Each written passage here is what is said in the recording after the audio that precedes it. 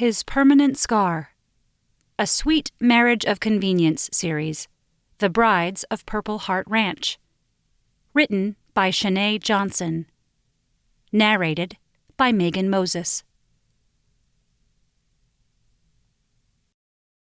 Chapter 1. Dust kicked up the gravel as the yellow school bus pulled up the drive to the Bellflower Ranch, though no one called this place by that name. All the residents and inhabitants had christened the sprawling land the Purple Heart Ranch, due to the wounded warriors who came there to find healing both inside and out. Sean Jeffries watched the bus as it came to a stop beside the mess hall. The hall was a converted barn where the veterans took their meals. Well, those veterans who weren't married took their meals in the barn. The number of single men on the ranch was dwindling fast.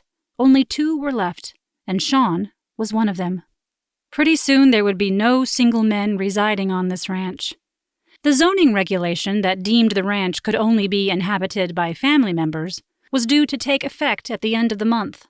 When that day came, both Sean and the other last single soldier standing, Xavier Ramos, would have to hightail it off the land. It was a day Sean was not looking forward to, but there was nothing he could do about it. He had no plans to get married anytime soon, if ever. Instead of thinking about his own fate, Sean focused on the future of the ranch. That future was stepping out of the school bus. One by one, the scraggly boys hopped off the bus. Some had wide eyes as they looked around the ranch. Others had narrowed gazes filled with suspicion. Some formed groups and stood close. A few others stood apart and solitary. Sean didn't blame either group of boys. It wasn't how he'd looked his first day of basic training for the Army. He'd been entirely trusting of his superiors, of his fellow soldiers, of the entire process. That trust had served him well in training. But when he'd finally gotten out into the field and right into the trenches of war, that training had failed him and nearly taken the lives of his brothers at arms. The sun glared down at him in the afternoon sky. Sean slunk back into the shadows of the barn. Being in the spotlight, having the heat of the sun on him, brought back the nightmares of the explosion. With his eyes wide open, he saw the horrors of that day played out again. Men working together to build a school for their community. Women offering aid to give their families a brighter future. Children running around in excitement at opportunities they would soon be receiving. And one child standing off to the side with a secret that would send it all crashing down. Sean clenched his fists. His hands were empty of his weapon. He'd laid down his weapons after his mistake that day, and hadn't armed himself since. He also kept his distance from strangers in general, but innocent-looking children in particular. At his side, Star sat on her rump, breathing heavily in the midday sun. The pug scratched at her skin, her nails gnawing at the missing patches of fur on her back. A couple of the other ranch dogs waited eagerly for the new humans to step off the bus, likely hoping to get new playmates. But Star was a cautious little beast. She'd been scorned one too many times by humans to trust them immediately. The kids that came off the bus were mostly black and brown. They were all from the same inner-city neighborhood. Sean's childhood neighborhood hadn't been so homogeneous. He'd grown up in a racially and culturally diverse neighborhood, the true American dream where people who'd come from money and people who'd bootstrapped themselves up to success lived in relative harmony, much like the veterans who occupied the ranch and were now extending a helping hand to those boys in need. "Welcome to the Purple Heart Ranch," said Francisco DeMonte. "You 12 have been chosen to participate in our youth program because you're having some trouble at school. That could be trouble with grades, trouble with social interactions, trouble with authority, or all 3. Since the ranch opened a year ago to rehabilitate wounded soldiers, this had been a dream of Fran's and Dylan's. Neither had been a troubled kid in their youths. Sean suspected that both meant they were subconsciously gearing these kids toward a life in the service. Even with the scars they'd all gained, the limbs they'd sacrificed, and the friends they'd lost, Sean did not regret his time in the service. The U.S. military had made him the man he was, a man with loyalty and honor, A man who knew that not all militaries held the same values and could make monsters out of men. Sean also knew that it didn't have to be a government-run army that could turn men and young boys onto the wrong path. Some streets in America were meaner than those in Syria and Afghanistan. Better these kids went into the service than get caught up in a street gang. But the kids weren't listening to Fran. Their attention was diverted elsewhere. 2 men rode up on horses. When they got to the gathered group of boys, Dylan swung his prosthetic leg over the horse and climbed down. Beside him, Reed Cannon also dismounted. When his feet struck the ground, he kept his prosthetic hand on the reins to the mare. "Man, this is a place for cripples," he heard one kid stage whisper loud enough to be certain he was heard. Sean hung back in the shadows with Star. The pug looked up at him with her scarred face. The dog had a face that only a mother could love. The same could be said about Sean. Sean reached down and gave the dog a scratch under her chin to reassure her. The dog lolled her tongue in ecstasy at the gesture. Sean didn't patronize the dog by telling her it was what was on the inside that mattered. Sean knew all too well that people judged the outside first and often didn't make it to look at someone's character. "Look at the dogs!" Another boy snickered and pointed. Soldier, the 3-legged Chihuahua, and Spin, the wheelchair-bound Irish Terrier, sat panting, waiting eagerly for the go-ahead to mingle amongst the boys and make new friends. "Yo, man, check out Quasimodo over there," said another of the boys. His stubby finger was pointed into the shadows at Sean. Sean had to give the kid props. At least he knew his literature. Sean was a disfigured man lurking in the shadows. The scar on his face was a souvenir from his time in service, just like Dylan's missing leg, Reed's missing arm, and the shrapnel buried in Fran's chest. Fran whistled loud to get the kids' attention. The boys didn't all straighten their backs, lift their heads, and stand tall as a soldier would when called to attention, but they did quiet down and turn their gazes over to Fran. Fran didn't address the boys' comments with words. Like all the soldiers on this ranch, Fran was a man of action. He would show these kids the meaning of the word respect, likely in the horse stalls. A small smile cracked Sean's lips at the thought of what Fran had in store for them. But as he smiled, his skin pulled and tugged and rippled uncomfortably. His scar limited his ability to express himself, which was fine, since there were few people Sean wanted to show emotion to. When he turned to head in the opposite direction of the group, he came face to face with one of the kids. The boy could have been a smaller version of himself. The kid stood back in the shadows. His shoulders were hunched to be unassuming. His body language said, "Stay back, I'm not friendly." "Does he bite?"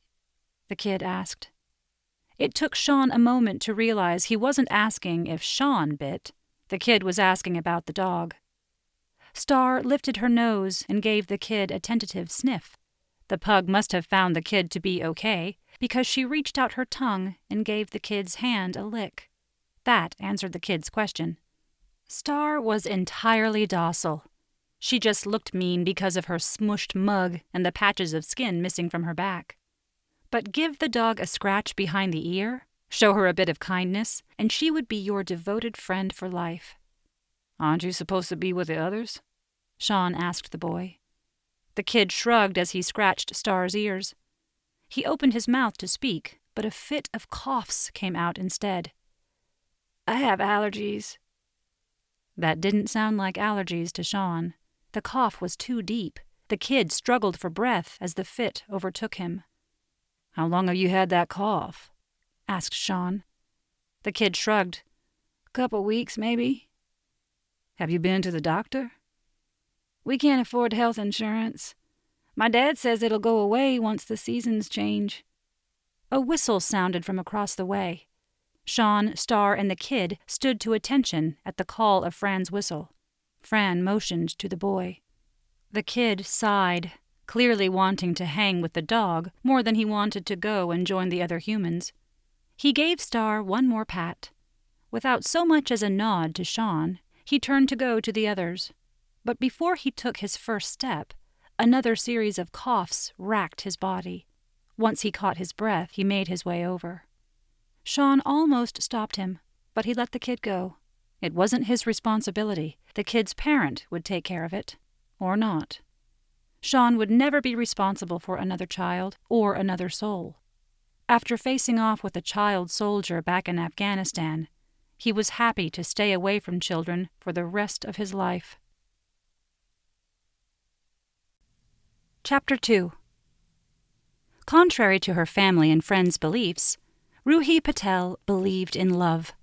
Love was a scientific, provable fact. Beyond the data, she'd experienced it happen many times with her own 5 senses.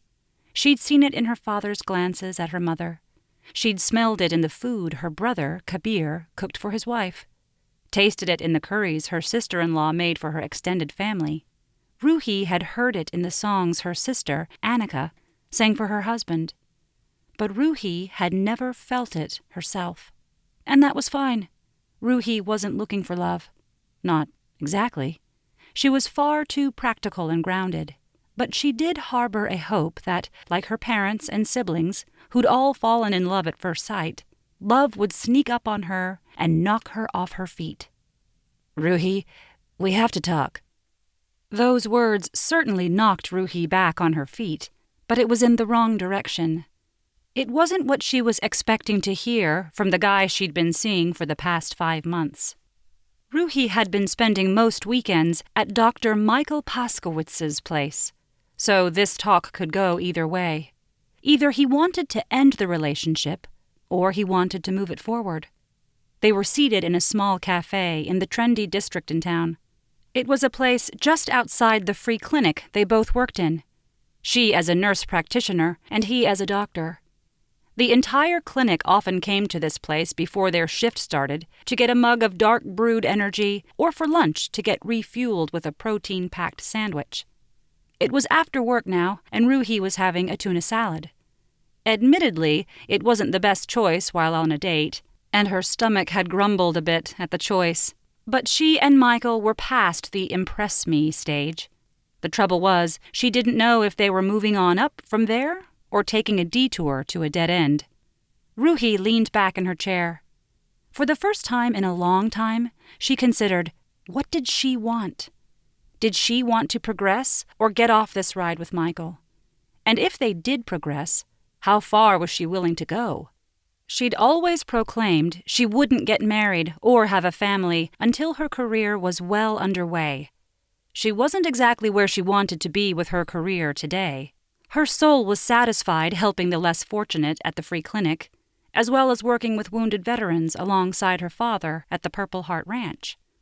Still, there was more she wanted to do. She'd applied to work with Doctors Without Borders, an organization that provided medical aid where it was most needed and often not accessible. It had always been her dream to travel and offer her services to those who needed it most. Unfortunately, she was still waiting to hear back about her application to the organization. If she got the job, it wouldn't be conducive to a relationship. "We've been seeing each other for 4 months now," Michael was saying. It was actually 5, but who could expect the guy in the relationship to keep track? Michael probably wasn't counting their first few weeks of dating, or all the times when they'd gone out in a group but stuck close to one another. "And I think you feel it too."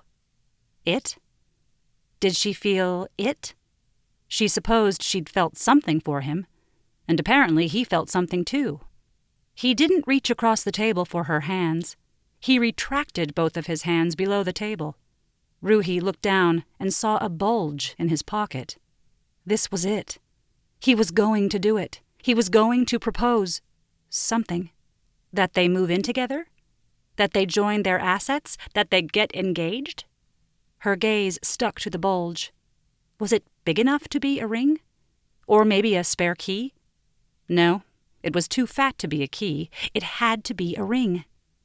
Oh God, it was happening. She was getting proposed to. But did she want to be proposed to? Did she love him? Did love truly matter in these days? She and Michael were entirely compatible. even though everyone in her family had fallen in love at first sight. They'd all had their unions arranged based on compatibility. Her parents were matched based on their personalities and goals. Kabir and his wife were both in the food industry and loved classic literature. Annika was a singer, and her husband wrote film scores. Ruhi and Michael were both in the same field. They were both health-conscious and environmentally responsible. He had a compost bin and a rain barrel in the back of his townhouse, which was seriously sexy, and he drove a Prius. Dr. Michael Paskowitz was perfect for her in every way. She would be a fool not to say yes to his proposal. Michael tilted his gaze up to hers, and suddenly she felt it. The butterflies in her stomach. But they felt a bit more like bees buzzing around and stinging her. She felt some of the fish bubble up in her throat as though it wanted to break free. Oh no! Was she about to barf? She couldn't, not now. She had to hold it in. This would not make for a great story to tell their children about how Daddy proposed to Mommy. "Yeah, I can see you feel it too," said Michael. "There's just not that spark between us." Ruhi blinked. She opened her mouth and burped. Michael reared back. He wrinkled his nose.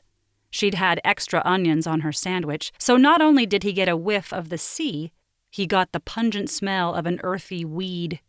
Ruhi's hands shot to her mouth, and she caught a whiff herself. But the embarrassment of her bad breath paled in comparison to the embarrassment of her assumption. "You're breaking up with me?" "Breaking up?"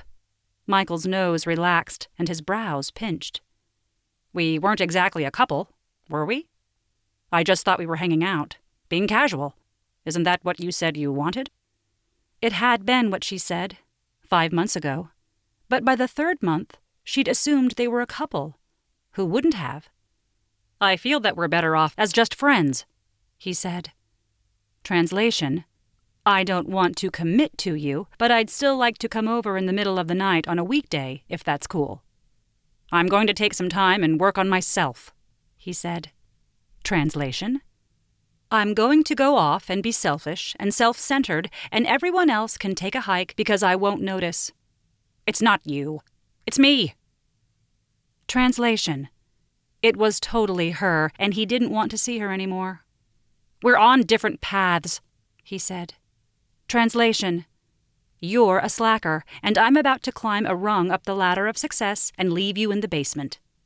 Michael reached in his pocket and pulled out the thick bulge. It wasn't a key. It wasn't a ring. It was an envelope. He pulled out a piece of paper. "See? I got accepted to Doctors Without Borders." Ruhi's stomach twisted the knot it had tied itself into in the other direction. "I didn't know you applied." "I got interested when you talked about it. I applied on a whim, and I got in. I leave in a week." "Wow, that's just..." Not only was he dumping her after their casual, 5-month-long exclusive relationship. Wait, had he been monogamous? She couldn't ask now. She wouldn't get a key or a ring, and he was stealing her dream job. Her stomach untwisted, and she lurched again. Her hand covered her mouth in time, and she tasted bile. She had to get out of there. "We'll still be friends, right?" said Michael.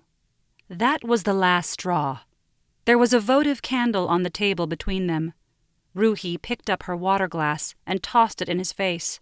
It doused the candle and the rest of the tuna sandwich, but mostly it soaked Michael's face and his shirt. "Oh, my bad," she said, standing up. "Thought I saw a spark." And with that, she marched out of the restaurant without looking back. She made it all the way to the alley before bending over and giving up her meal to a gutter. Chapter 3. Sean rode the horse at a gallop. It was the only time in the world he felt free, in command. He'd driven tanks in the army. He'd been in foxholes waiting for insurgents to appear. He'd jumped out of helicopters and into danger zones. None of that compared to commanding a horse. The feel of the wind biting his face made him forget about the tug of the scars when he smiled. It was the only time he smiled, because the feel of the wind on his face negated the tug of the scars on his cheek. Equine therapy had given Sean back his life. That and the healing touch of a certain nurse practitioner. But Sean could ride horses every day. He could only see Nurse Ruhi on their appointed days, and he could never tell her how he felt about her. He was sure her professional relationship prohibited her from dating any of her patients. But besides that, Ruhi was seeing someone else. Dr. Pasteurizer, as Sean had dubbed him, appeared to be the perfect partner for Ruhi. But something about the man had always rubbed Sean the wrong way. The few times the man had been on the ranch helping out, he'd never looked directly at the people in his care. He was one of those doctors who focused on the charts and not the patient, where Ruhi always insisted Sean hold his head high and look her in the eye when he was under her care. It was the main thing Sean would miss about the ranch. When he moved off the ranch next month, he would have to change healthcare providers. He knew Ruhi worked at a free clinic, but the government took far too good care of him to qualify for those services, and Sean would never take away a spot from those in need. So, after next month, he'd only see Ruhi in passing when he visited the ranch, or when he managed to catch her at her family's restaurant. He'd gone to her apartment for her birthday a couple of months ago, but that had been as a group with the others. He was certain he couldn't just show up there to hang out and have to tilt his chin up so that she could look at his cheek as she examined him, see in his eyes as he answered her questions. He had no inclination to marry anyone else to stay on the ranch and continue to see her. It wouldn't be right to offer his hand to someone else when another woman held his heart. And Sean knew Ruhi wasn't interested in his heart, only his healing. Which was enough. It had to be. He brought the horse to a trot as he saw signs of others up ahead. In the distance, he saw the young boys of the after-school program. They were split into two groups. One boy in each group was blindfolded and wandering around. It was a trust game from his Army days. It was designed to teach the team members to watch each other's back and keep them out of harm's way. The coughing boy was one of the two who wore a blindfold. At the moment, he was headed into a pile of firewood. No one from his group was warning him. Instead, the boys of his team were covering their mouths to keep from laughing too loud. Standing off to the side, Dylan watched it all go down. The sergeant did not look happy. But neither did he intervene. Sean knew a hard lesson was about to be learned. As expected, the kid walked into the pile and fell. The others around him tore their hands from their mouths and burst out laughing. The kid tore off the blindfold. His dark face was screwed with confusion, and then betrayal, and then anger. He got up and raced for one of the bigger boys. The smaller kid tackled the big kid to the ground before Dylan could intervene. Both kids were out of breath as they were separated. The little kid coughed and kept coughing. Then he doubled over and coughed a bit more, struggling for breath.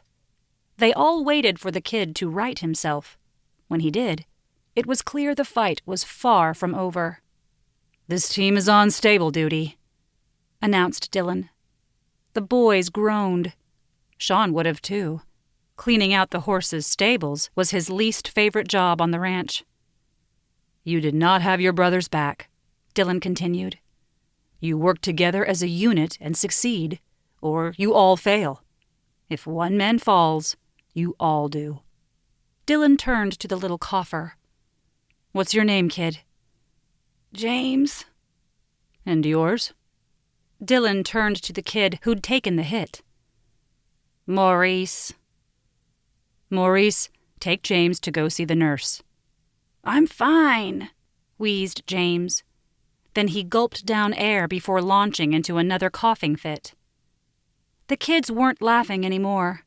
In fact, Maurice's face was screwed up in worry. He turned to Dylan. "I don't know where the nurse is." "I'll show him," said Sean.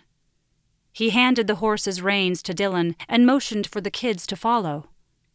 "I don't need his help," James managed between coughs. "Look, I'm sorry," said Maurice. "I thought it was funny.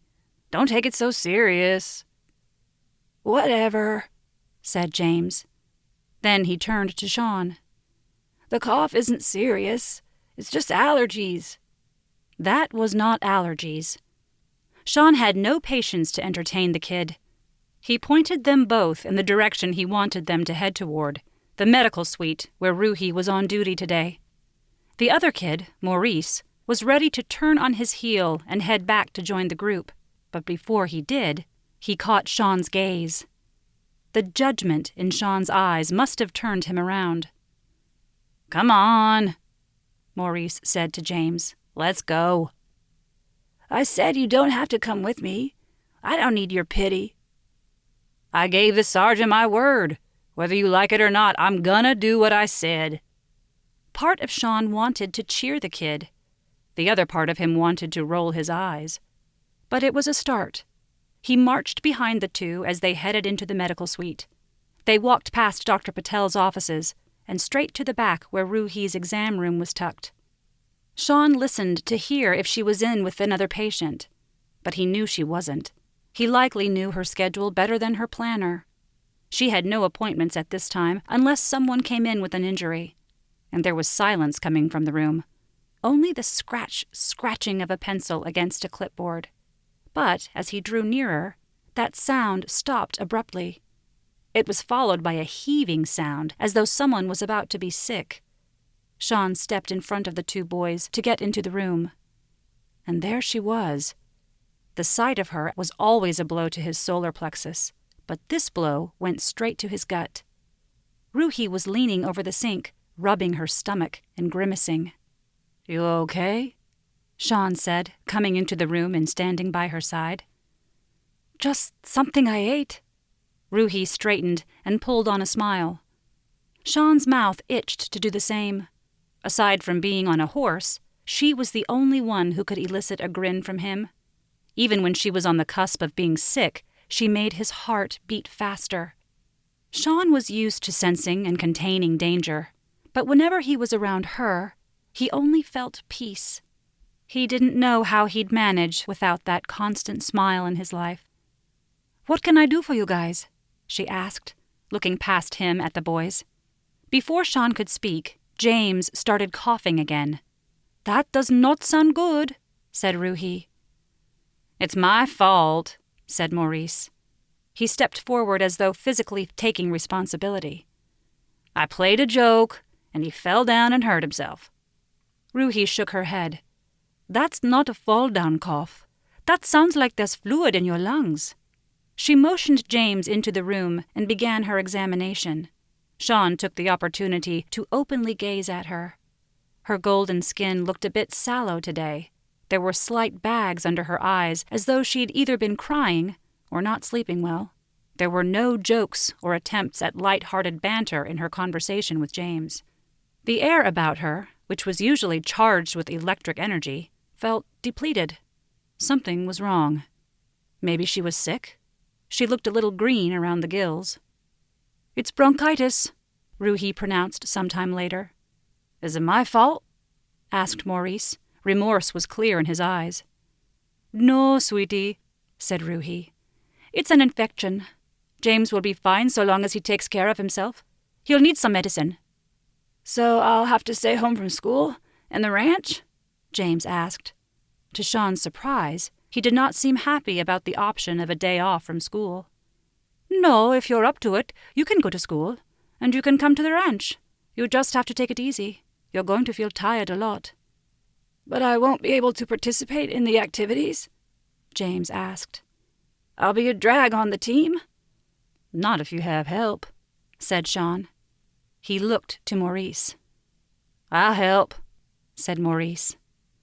"I don't need you to," wheezed James. He hopped off the exam bed and squared off against Maurice. "Well, you're on my team, so I have to." Maurice met him toe to toe. With a sigh, Sean got between the two. With a stern look from him, they both backed down. Ruhi tore a piece of paper from her prescription pad. "Give this prescription to your mom," said Ruhi. "My mom isn't with us." The kid looked away as he said it. The way he said it made Sean think that his mom was alive, just not physically present. She could be in jail, rehab, or skipped out on him entirely. "Your dad?" James nodded. He took the note from Ruhi, holding it carefully as though it were expensive lace. "How much is it gonna cost?" "It's not too expensive," said Ruhi. "If your dad needs help paying, I know some charitable organizations who will help." "We're not a charity case." Looking at the kid's clothes, Sean begged to differ. He was also smaller than the other kids his age. Sean wondered if the kid had been born addicted to drugs. James folded the piece of paper and shoved it in his pocket. With a hunch of his shoulders, he headed out of the room. Maurice waited a couple of steps, and then trailed after him. Sean turned to Ruhi. "Should we call social services?" "What for?" "He said earlier he's been coughing for a couple of weeks. His parents might be neglecting him." "Let's keep an eye on the situation first," she said. "We don't know the whole story." "My parents would have rushed me to the hospital at the first cough." "Your parents could afford it and had the resources." Ruhi lifted her hand to pat Sean on his back, but her hand wavered. Instead of landing on his back, she put it to her belly and then to her mouth. "Ruhi?" But she dashed away from him and back to the sink in the back of the room. Ruhi doubled over. Her body was racked by retching sounds. Sean made it to her in time to gather her hair from her face and hold it away from the sickness that overtook her. "I'm fine," she choked out. But she didn't sound fine. Aside from a bit of sick on her face, there were also tears streaming down her cheeks. Despite still looking beautiful, she was most definitely not fine. Chapter 4. This could not be happening. No, this was not happening. Ruhi's stomach disagreed with her as it squeezed out the orange juice she'd drank that morning. But no, even that small bit of citrus was gone. Only bile coated her tongue. This was not food poisoning as she'd hoped. That tuna salad sandwich that she'd thrown up yesterday was long gone from her system, so she knew it wasn't that. She couldn't bring herself to say what it could be. Instead, she did what any medical professional would do. She went through the symptoms. Her bra irritated her, and her breasts were super sensitive. She'd been visiting the bathroom more times than she cared to count over the last few days. She was tired as soon as she woke up, and she'd closed her office door to take a nap twice this week. There was also the nausea without vomiting, and the last 2 days of nausea with the vomiting. All those symptoms could point to the flu, or pneumonia, possibly mononucleosis, even meningitis. Oh, how she wished she had meningitis. But the calendar didn't lie. Ruhi was almost a week late for her monthly visitor. She was never late, not since her first visit at the ripe age of 12. Her body was like clockwork. Still, she couldn't give her diagnosis voice. How had this happened? She'd been careful. She was always careful. But contraceptives weren't foolproof. There was always a slim chance. How had she beaten the only odds she didn't want to? "Ruhi?" Sean's voice sounded behind her. He'd pulled her hair from her face as she'd lost the contents of her stomach, just like a good girlfriend would do. But Sean was a grown man, and he'd seen her puke in the sink. Would embarrassment leave her alone for just a day? "I'm fine." She closed her eyes as she tried to straighten. She didn't want to see her reflection in the mirror. She didn't want to see herself like this. She didn't want anyone to see her like this. But she wasn't fine. Her stomach told the truth and twisted. She retched over the sink again, more bile leaving her body. Her eyes opened as she came up for air, but she didn't see herself. The first thing she saw was Sean's scar. The angry gash wrinkled his brown skin. And just like that, she suddenly craved a Hershey bar. Then the thought of any food made her sick, and she retched again.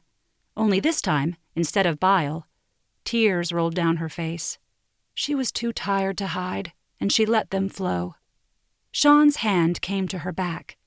It was the first time he'd ever touched her. She'd touched him multiple times over the past year as she'd treated him. The feel of his hand at her back instantly calmed her stomach, but it made her feel even more tired. She had the urge to curl up in his arms and go to sleep, to let him hold her and shut the world out. Ruhi straightened her back. She was not that type of girl. To lean on a man? No thank you. Look at what that had gotten her. "I'm fine," she insisted. But the moment she left the comfort of Sean's arms, her stomach protested again, and she turned back to the sink. When she was done, too tired to hold her body weight, she slumped down onto the floor. The cool ceramic tile was nice on her skin, but even nicer was the feeling of Sean's fingers moving up and down her spine as he sat beside her. Ruhi leaned her forehead against his shoulder, and they sat like that for long moments, in silence. Sean had never been much for words. His smiles were hard to come by, but he always had one for her. "Should I get your father?" he asked. "No." That was the last thing she needed. Her parents were proud of her professionally, but she knew they worried about her in her social life. They were all smiles with each academic or career advancement, but with each new relationship, those prideful smiles slipped. With this news, she was certain she'd get alarmed looks and frowns.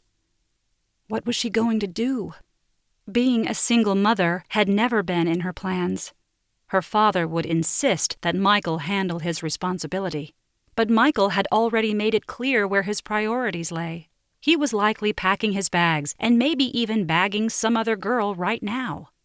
No, she would do this on her own. She'd tell Michael about the baby, of course, but not until she had everything figured out and well in hand first. "Why don't you come lie down on one of the exam beds?" Sean offered. "I'm fine. Just something that disagreed with me." Sean's eyes said he didn't believe her. He was a watchful one. He always saw more than he let on beneath that hooded gaze of his. But Ruhi knew he'd never give voice to any suspicions. "I'm fine," she insisted. "I'm going to be fine." Sean brushed a stray piece of her hair back behind her ear. He offered her one of his small smiles. Ruhi's breath caught. She knew he was handsome, but she'd never looked at him that way. She was always more concerned about his healing. The skin on his cheek wrinkled, and Ruhi knew it pained him to do so. She had the urge to brush her thumb across that skin to smooth it out, but she didn't. Sean pulled his hand back, as though it had made the move on its own. "Is there someone else you want me to call?" Ruhi closed her eyes. Though he didn't say it exactly, it was clear Sean suspected what was truly going on inside her. Soon everyone would. Ruhi had spoken of Michael. He'd been to the ranch a couple of times to pick her up or drop her off. He'd even consulted on a case or two. She knew that was the someone Sean was referring to when he asked if she wanted him to call someone. "No, I don't want to talk to him." Sean's gentle face transformed in an instant. As a soldier, a man of action, he might assume that violence had entered the picture. "No," Ruhi held up her hands. "It's not like that. We broke up." Sean's brow raised, then his gaze lowered, looking pointedly at her flat belly. Ruhi closed her eyes, unwilling to deal with the reality. "Sean, please. Just please." "Should I call your father?" he said again. "Oh, God, no." Ruhi shuddered. When she did, her face snuggled deeper into the nook of Sean's shoulder. Lifting her head felt like such a chore that she decided to simply stay there. "Okay," he said. "Whatever you need." Sean shifted, and Ruhi heard the sound of water running. A cool cloth touched her mouth, and she sank even deeper into Sean's embrace. "Whatever you need." Ruhi leaned into him as he pressed the cloth to her face. She wasn't sure how long they stayed like that, but the soothing, cool warmth was exactly what she needed. Chapter 5. The feel of the heat on his back was real. But just like in reality, Sean knew he had to push forward. He had to find Xavier and get him out of danger. It was just a dream. Sean knew he was dreaming, but that didn't stop the nightmares from tormenting him, trapping him in the darkness and making him relive the gruesome explosion over and over again. The sounds of children crying deafened his ears. The sound of women wailing pierced his conscience. He had to duck as the bricks they'd laid earlier fell all around him. He had to watch his step as the splintering of wood that gave up the fight and joined the raging flame. There were so many bodies around him. Some called for help, but he couldn't get to them. Others were silent and still, but their accusations rang loud. This was Sean's fault. It had happened on his watch. If he could take back that 1 second of hesitation, would he? No matter his choice, the kid would always die. The smell of burning flesh, the screams that were shrill and then instantly muted like a radio being turned off. Sean pushed through it all to find Xavier. Dylan and Fran had been outside when the suicide bomber had depressed his weapon. After his second of hesitation and the worst had happened, Sean had sprung into action. He'd managed to get Reed out and to safety while others worked on his injury. But when Sean did a head count of his unit, he hadn't seen Xavier. He'd only heard Xavier call out that there was danger, and then his friend was gone. Sean had to wade through the wreckage of brick, wood, and bodies. He had to watch the light go out of the eyes of people he knew he couldn't save. All because he had looked into the once innocent eyes of a child and hesitated. In the dream, he found Xavier as he'd done in reality. Xavier had been lying face down. Flames encroached in on him, preparing to consume him as they had the school that had been filled with hopes and dreams. The fire's heat had already licked off the back of Xavier's shirt. When Sean touched his back to grab hold of him, the man woke and screamed and started swinging from the pain of the burns. Sean fell back into the wreckage. A piece of metal slapped him in the face, leaving a mark to forever remind him of that day and what war could do to the most innocent of human beings. Sean and Xavier managed to get out before the building collapsed around them. But the smell stayed with Sean. The sounds stayed with him. And the scar would never let him forget. It had been a child who'd done this, just a boy of 13, radicalized by his father and sent off to become a weapon of war. That morning, a father had strapped a bomb to his son's body and sent him off to certain death, while he'd stayed behind. There had been a tear in the boy's eye before he'd done what his father told him to do. It was the tear that made Sean pause in his perch. Just last week, Sean had played soccer with that kid out in the street, and now his rifle was trained on the boy's heart. He'd seen the threat under the boy's clothing, but the tear in his eye made Sean pause his trigger finger. That single second cost more than Sean had in his account. It robbed Sean of his faith in humanity. They caught the father within days. The man was tried and convicted.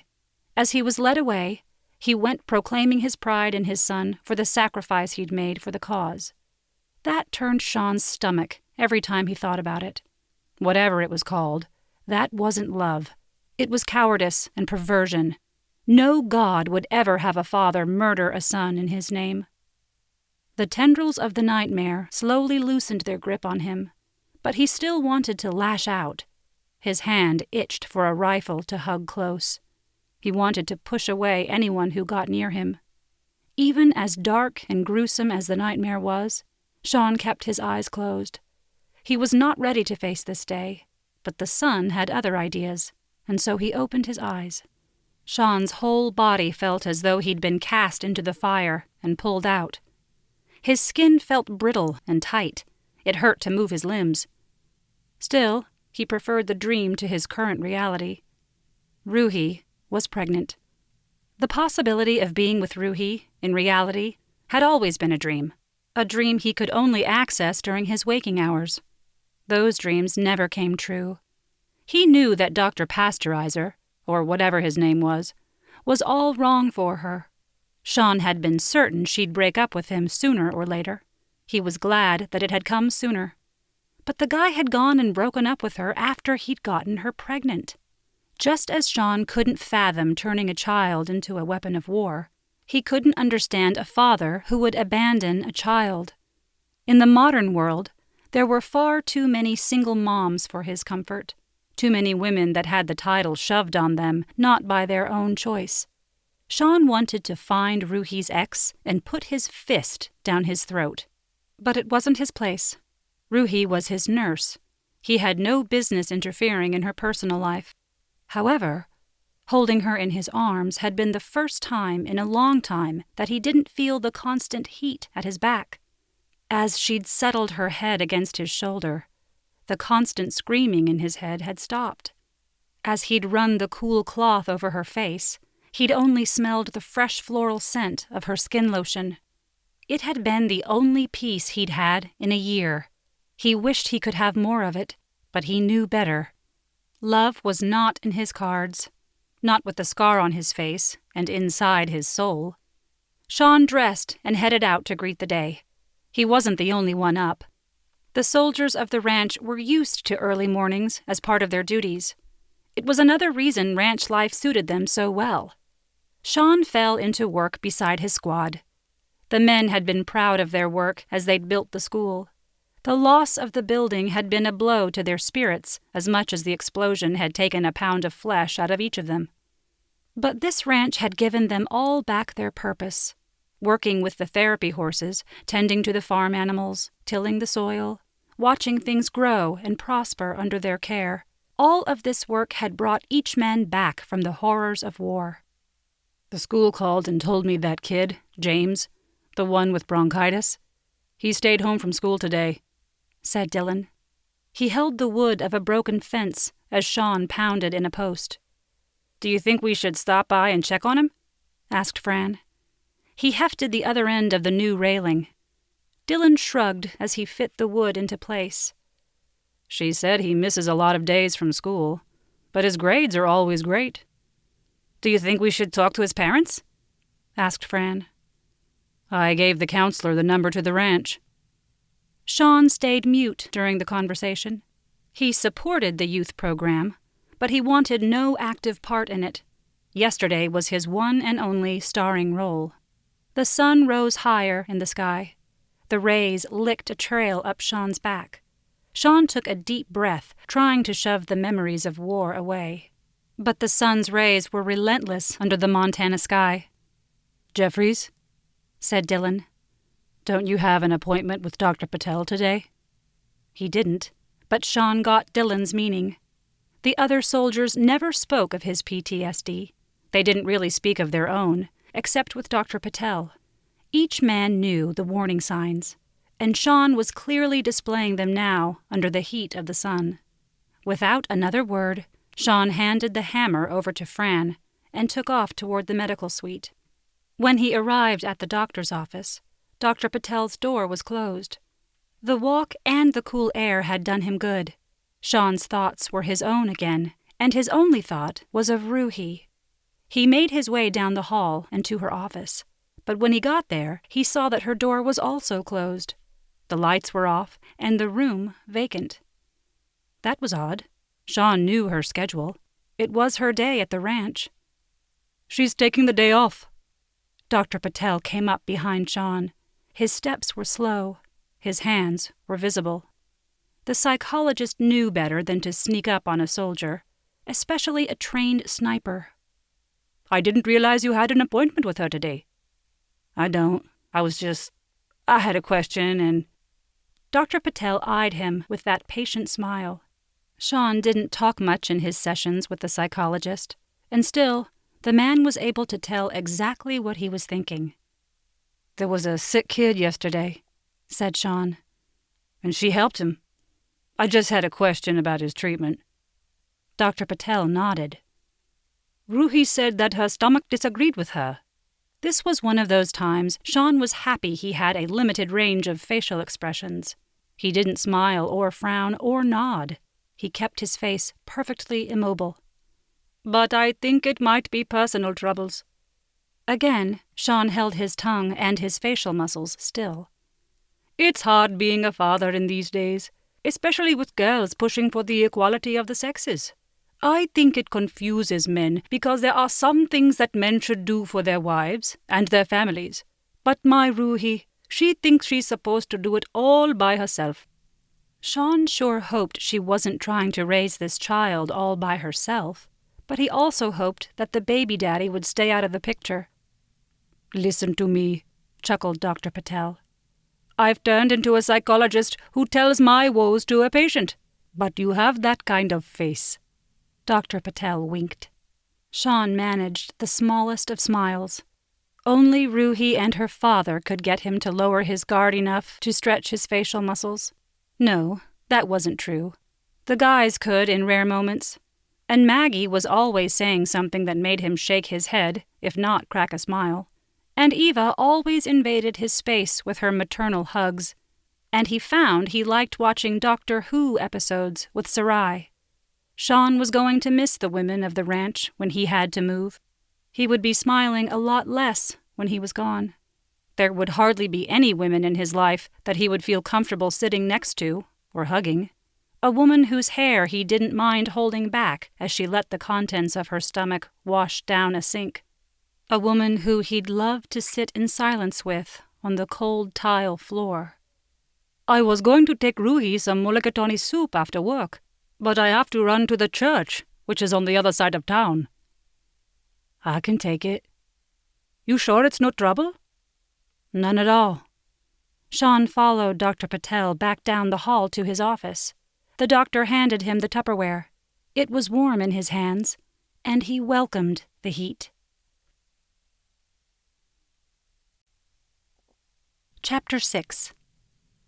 The white stick fell to the linoleum floor with a clatter. Ruhi was surprised it didn't shatter into a million pieces, because that's how she felt.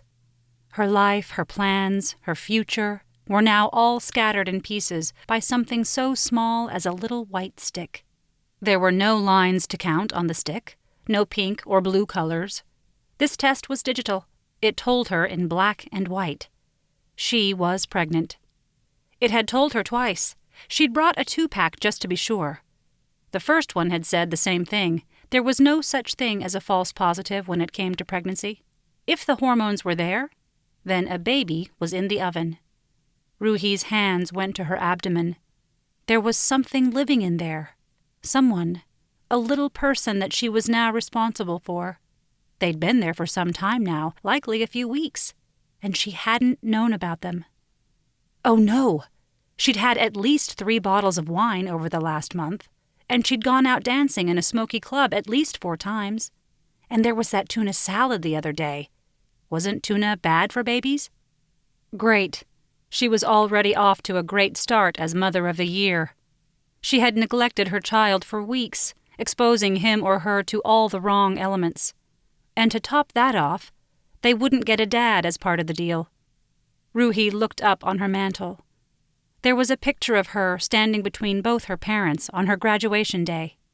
She knew that each of her siblings had a similar picture.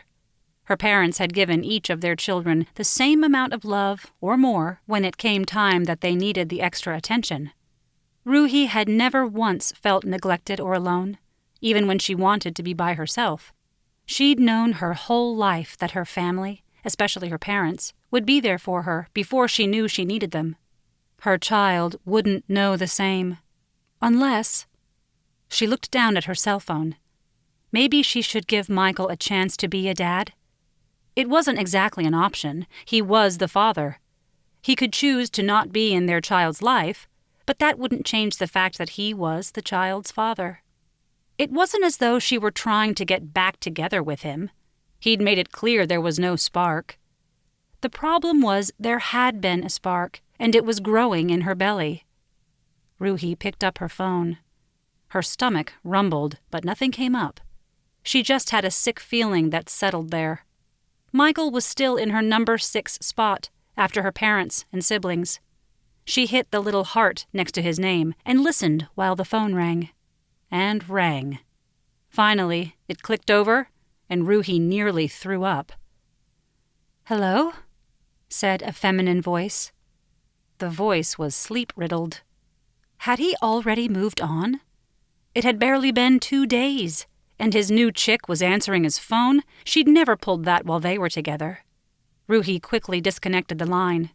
Humiliation filled her gut, but unlike anything else she tried to keep from coming up, it stayed down in there. A knock at her door had her jerking to attention. It was probably her father. She'd called in sick that morning. He or her mother was sure to be by with some spicy soup to cure her. But she didn't have a case of a common cold.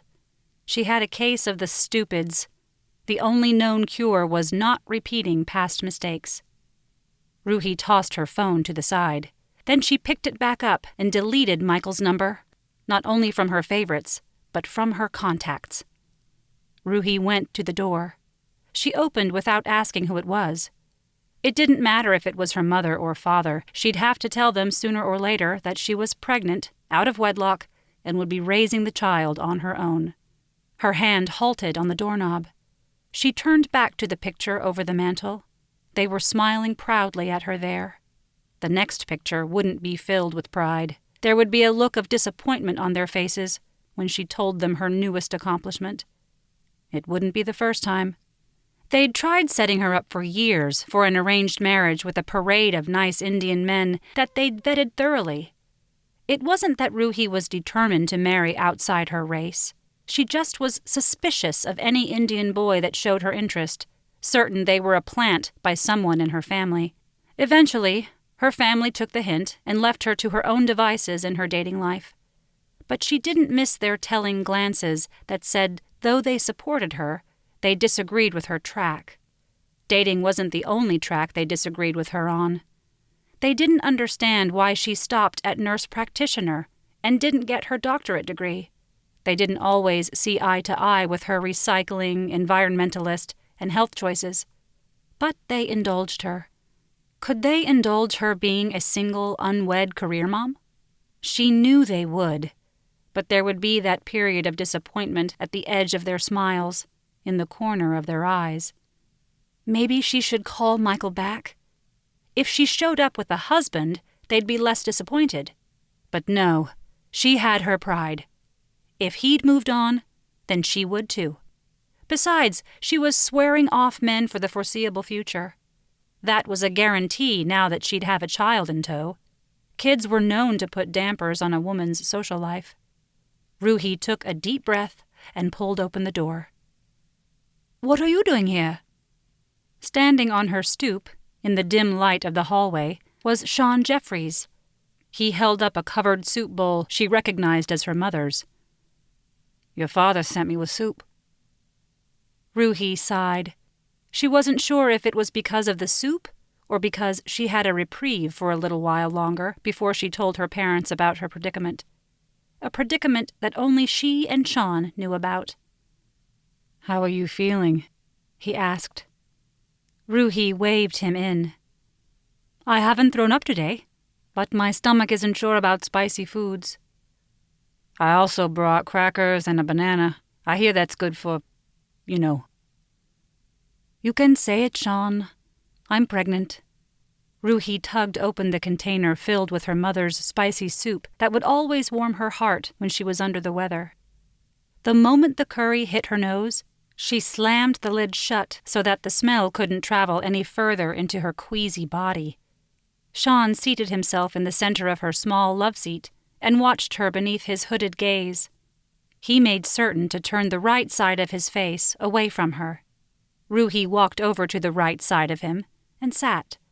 The warmth coming off his body reminded her of being tucked in on a winter's night by her mother, of sipping chai tea with her father on Sunday afternoons.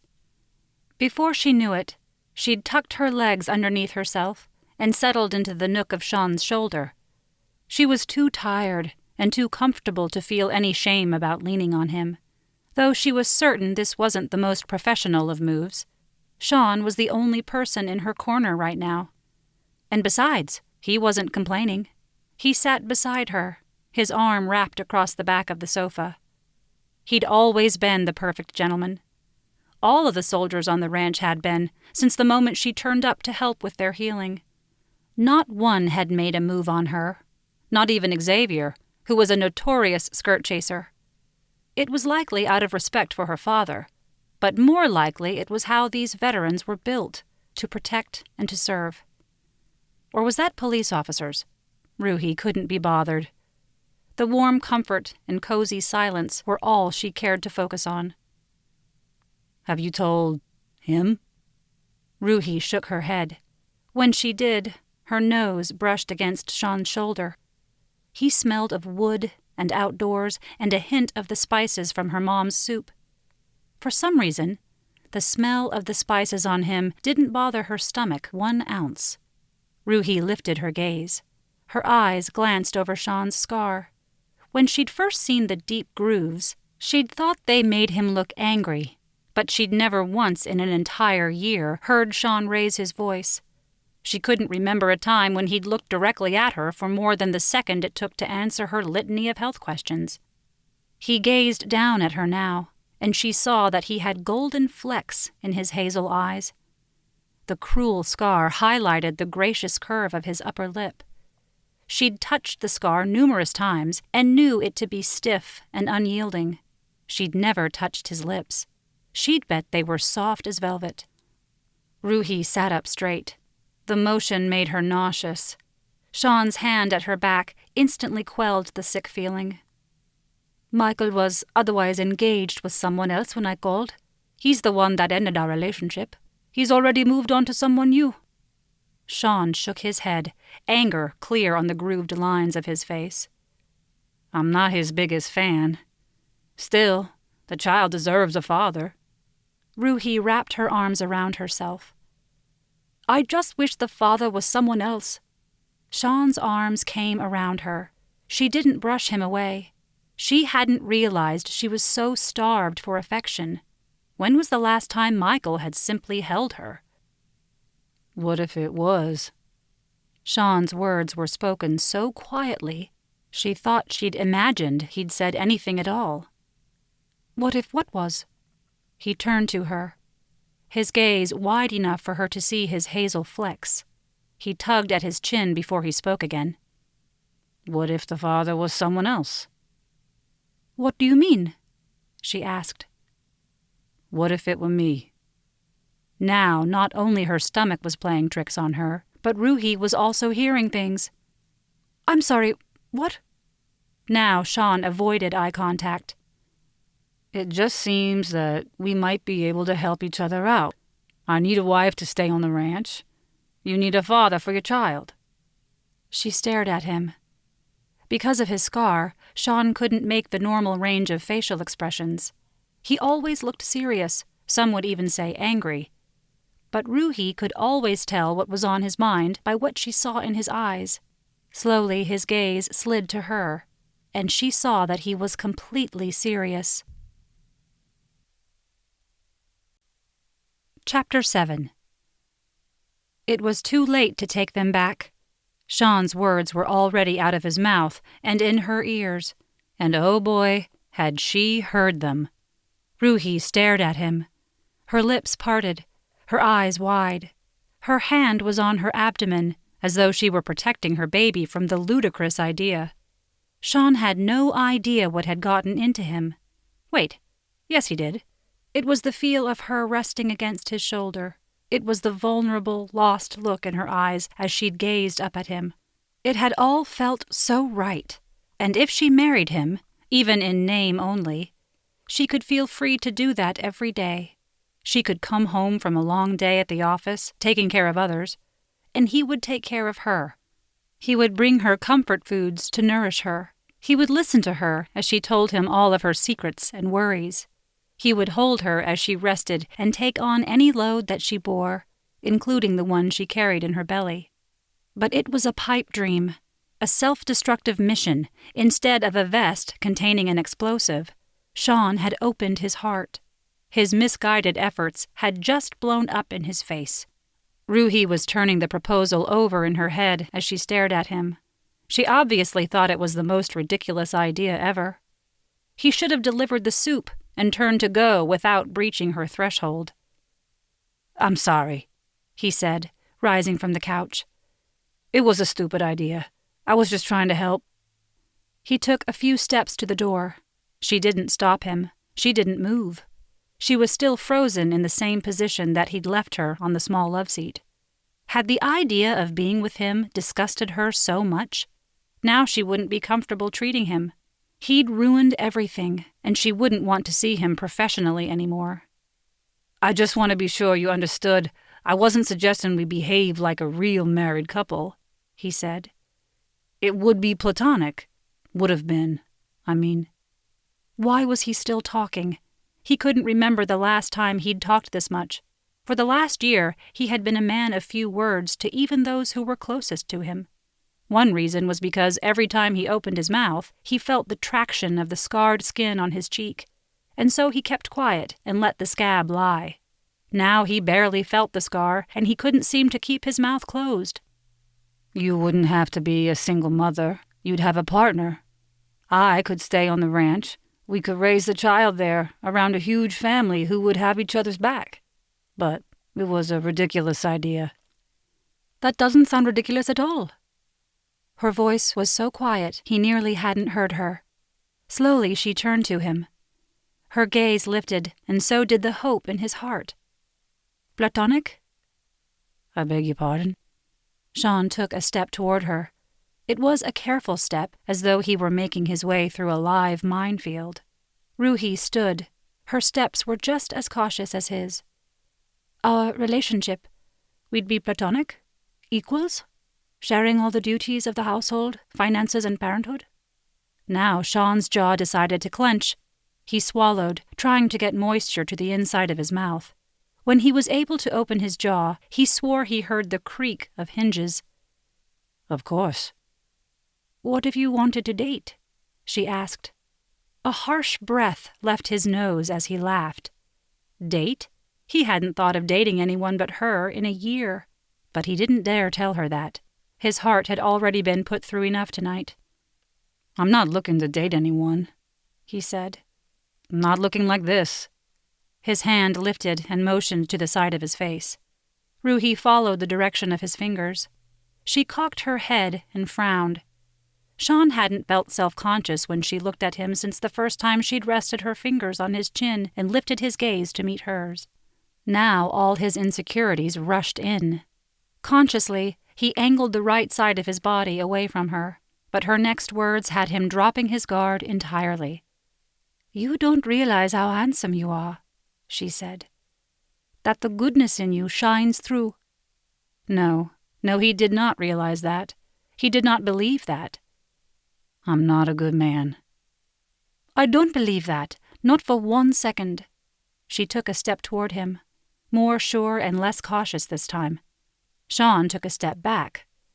"I've done things, Ruhi." She nodded. She knew about his PTSD. It was part of his medical chart, though they'd never talked about it before. She likely knew where much of his stress stemmed from. Still, she took another step toward him. "You protected people," she said. "The innocent civilians in other countries, and all of the people in your country." She stopped moving when she was standing before him. She took a deep inhale. Her hand came to rest on her belly. Sean held his breath. He didn't breathe again until she exhaled.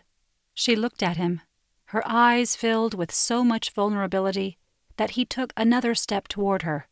But her outburst of laughter halted him. For the second time tonight, Sean felt as though his heart had been blown to bits. "This is crazy," she said. "I can't do this to you. I can't ruin your life just because I screwed up mine." She thought marriage to him would ruin his life, not hers. For the second time tonight, his heart sewed itself back up and reached toward hope again. "You wouldn't be ruining my life," Sean said. "You helped to heal me. You are the reason I can get up in the morning and face the day looking like this." She opened her mouth to protest, but Sean held up his hand. This confession was the closest he'd ever get to telling her his true feelings. I've never told you how much what you do for me means to me. If this is how I can show my appreciation by coming to your rescue in your time of need, I would be honored to be your hero." The moment was ripe for him to get down on his knee and propose. But he knew better. He knew that wouldn't impress Ruhi, and so, instead, he offered her his hand. "Ruhi Patel, I would be honored to be your partner in raising this child. Please consider taking my hand and being my partner in life." Chapter 8. For the first time in days, Ruhi woke without immediately rushing to bend over the toilet. Her stomach grumbled with hunger instead of upset. She felt light instead of foggy. Her hand rubbed over her abdomen. Her belly was still flat, but she felt different. She had the knowledge that a new life was within her, and she herself was starting a new life. She was getting married. Or at least she thought she was getting married. She hadn't given Sean a final answer. She'd told him she'd think about his proposal. Lying in bed after he'd left, she'd thought of nothing else. It would solve so many problems, the first being her desire not to raise a child alone. Then there was the waiting disappointment that would dawn on her parents' face when they learned her news. But with Sean by her side, they wouldn't frown. Her parents loved each of the soldiers. Any one of them would have been on their husband-approved list for their single professional daughter. That included Sean, the gentle soul whose gaze was haunted by the ravages of war. Sean didn't attend church services, but Ruhi had seen him more times than she could count out in the field with a Bible in his hand. Her father had mentioned that they had prayed together in a few of his sessions. Sean preferred his fellowship in private. He was a practical man, not given to romantic overtures. His marriage proposal hadn't been poetic. It had been practical and well thought out. She hadn't been swept off her feet, but she had found it thought-provoking. It made sense. She couldn't think of a single reason she shouldn't consider Sean's proposal seriously. Love obviously wasn't coming her way in this lifetime. She'd dated enough to know that the spark would likely never ignite in her heart. It was high time she stopped looking for it. She now had another life to care for besides her own. She had to start thinking practically. But could she spend the rest of her life with Sean in a platonic relationship? Could he? Could a man be platonic? Ruhi wasn't so sure it was biologically possible. She'd never seen Sean with a woman the entire year he'd been on the ranch. He rarely left the grounds. He rarely lifted his gaze to any of the women who worked on the ranch, except for the other wives and her. She and Sean got along fine. He was a decent man, loyal and kind. He was even funny every once in a while. He respected what she did and trusted her judgment. They both were financially stable. Heck, she'd been having the best relationship of her life and hadn't even known it. The only problem was that there wasn't any love between them. But was that really a problem? If love hadn't found her in all these years, it probably wasn't paying her any mind. Not everyone married for love. The vast amount of pairings were business arrangements, and they worked. Why not hers? And in a few years, if Sean wanted a divorce because he found someone who'd love him, someone whom he loved in return, then she'd honor that and let him out of the marriage. It was just a contract, after all. There would be no need to hold him to it if the arrangement no longer served him. With that thought in mind, Ruhi dressed and headed into work. She wasn't due at the ranch until later in the afternoon. She did her rounds at the free clinic quickly, even though the clinic urged 20-minute max visits. Quickly and free often clashed. There was a mom of 5, and each of the children had pink eye. A 16-year-old boy came in with what Ruhi confirmed to be an STD. A 14-year-old came in and was diagnosed with the flu instead of the pregnancy she suspected. She couldn't turn any of these people away with a doctor's note and a thank you for your patronage. Each deserved her undivided attention and a heartfelt talk. So Ruhi didn't walk out of the clinic until well after lunch. When she pulled up to the Purple Heart Ranch, she saw the bright yellow school bus carrying the boys of the youth program pulling in as well. The last kid struggling off the bus was coughing. Ruhi recognized him as the kid she'd diagnosed with bronchitis. James, he'd said his name was. Ruhi made her way over to the kid before he headed into the fields with the others. "Hey, James," she called out. "Feeling any better?" The kid looked around as though he wasn't sure she was talking to him. "Oh, hi. Yeah, I'm fine." Ruhi had been saying the same thing for a couple of days, and she wasn't. Not until just this morning, when she felt she'd worked out a new 5-year plan, one that included a marriage of convenience, a hunt for the best preschools, and perhaps her own practice. Montana was one of the few states that allowed a nurse practitioner to practice on her own. Then she could spend as much time as needed with her patients to treat their ailments from the inside and the outside. "Were you able to get that medicine I prescribed?" she asked the kid. "Oh, my dad said he'll get it today." The shiftiness of the kid gave Ruhi pause. Clearly he wasn't telling the truth. Hadn't it already been 2 days since she'd seen him? If left untreated, bronchitis could develop into something worse. "I may have some cough syrup in my office. Why don't you come and get it?" But he was already shaking his head and backing away. "I gotta go catch up with everybody else. I already missed a day. But I'll come before I go." "Okay." She could do nothing but watch the kid go, for the moment. She'd give the school nurse a call when she got to her office and see if there was anything that could be done on their end. "We're having trouble with that one." Dylan parted from the shadows and came to stand beside her. "He's a loner. Doesn't like anyone seeing him as weak." "Yeah, I know the type," Ruhi said. "Hey, have you seen Sean?" "He was in the stalls. He drove over to your place yesterday." There was a lift to Dylan's eye. That was the only thing she wasn't looking forward to about living on a ranch. There was very little privacy, even when your doors were shut. But just the same as everyone put their nose in everyone else's business, loyalty and devotion ran deep. Ranch families were real families. Still, Ruhi wasn't ready to have her business divulged just yet. She shrugged, evading Dylan's prying blue gaze. "I wasn't feeling well. He brought me some soup. I just wanted to thank him." Ruhi ignored the loaded sound that Dylan made and headed to the stalls. She found Sean inside, mucking out one of the stalls. She called his name, but he didn't respond. She could see the wires of earbuds hanging from his ears. Shouting would do no good, so she went up and tapped him on the back.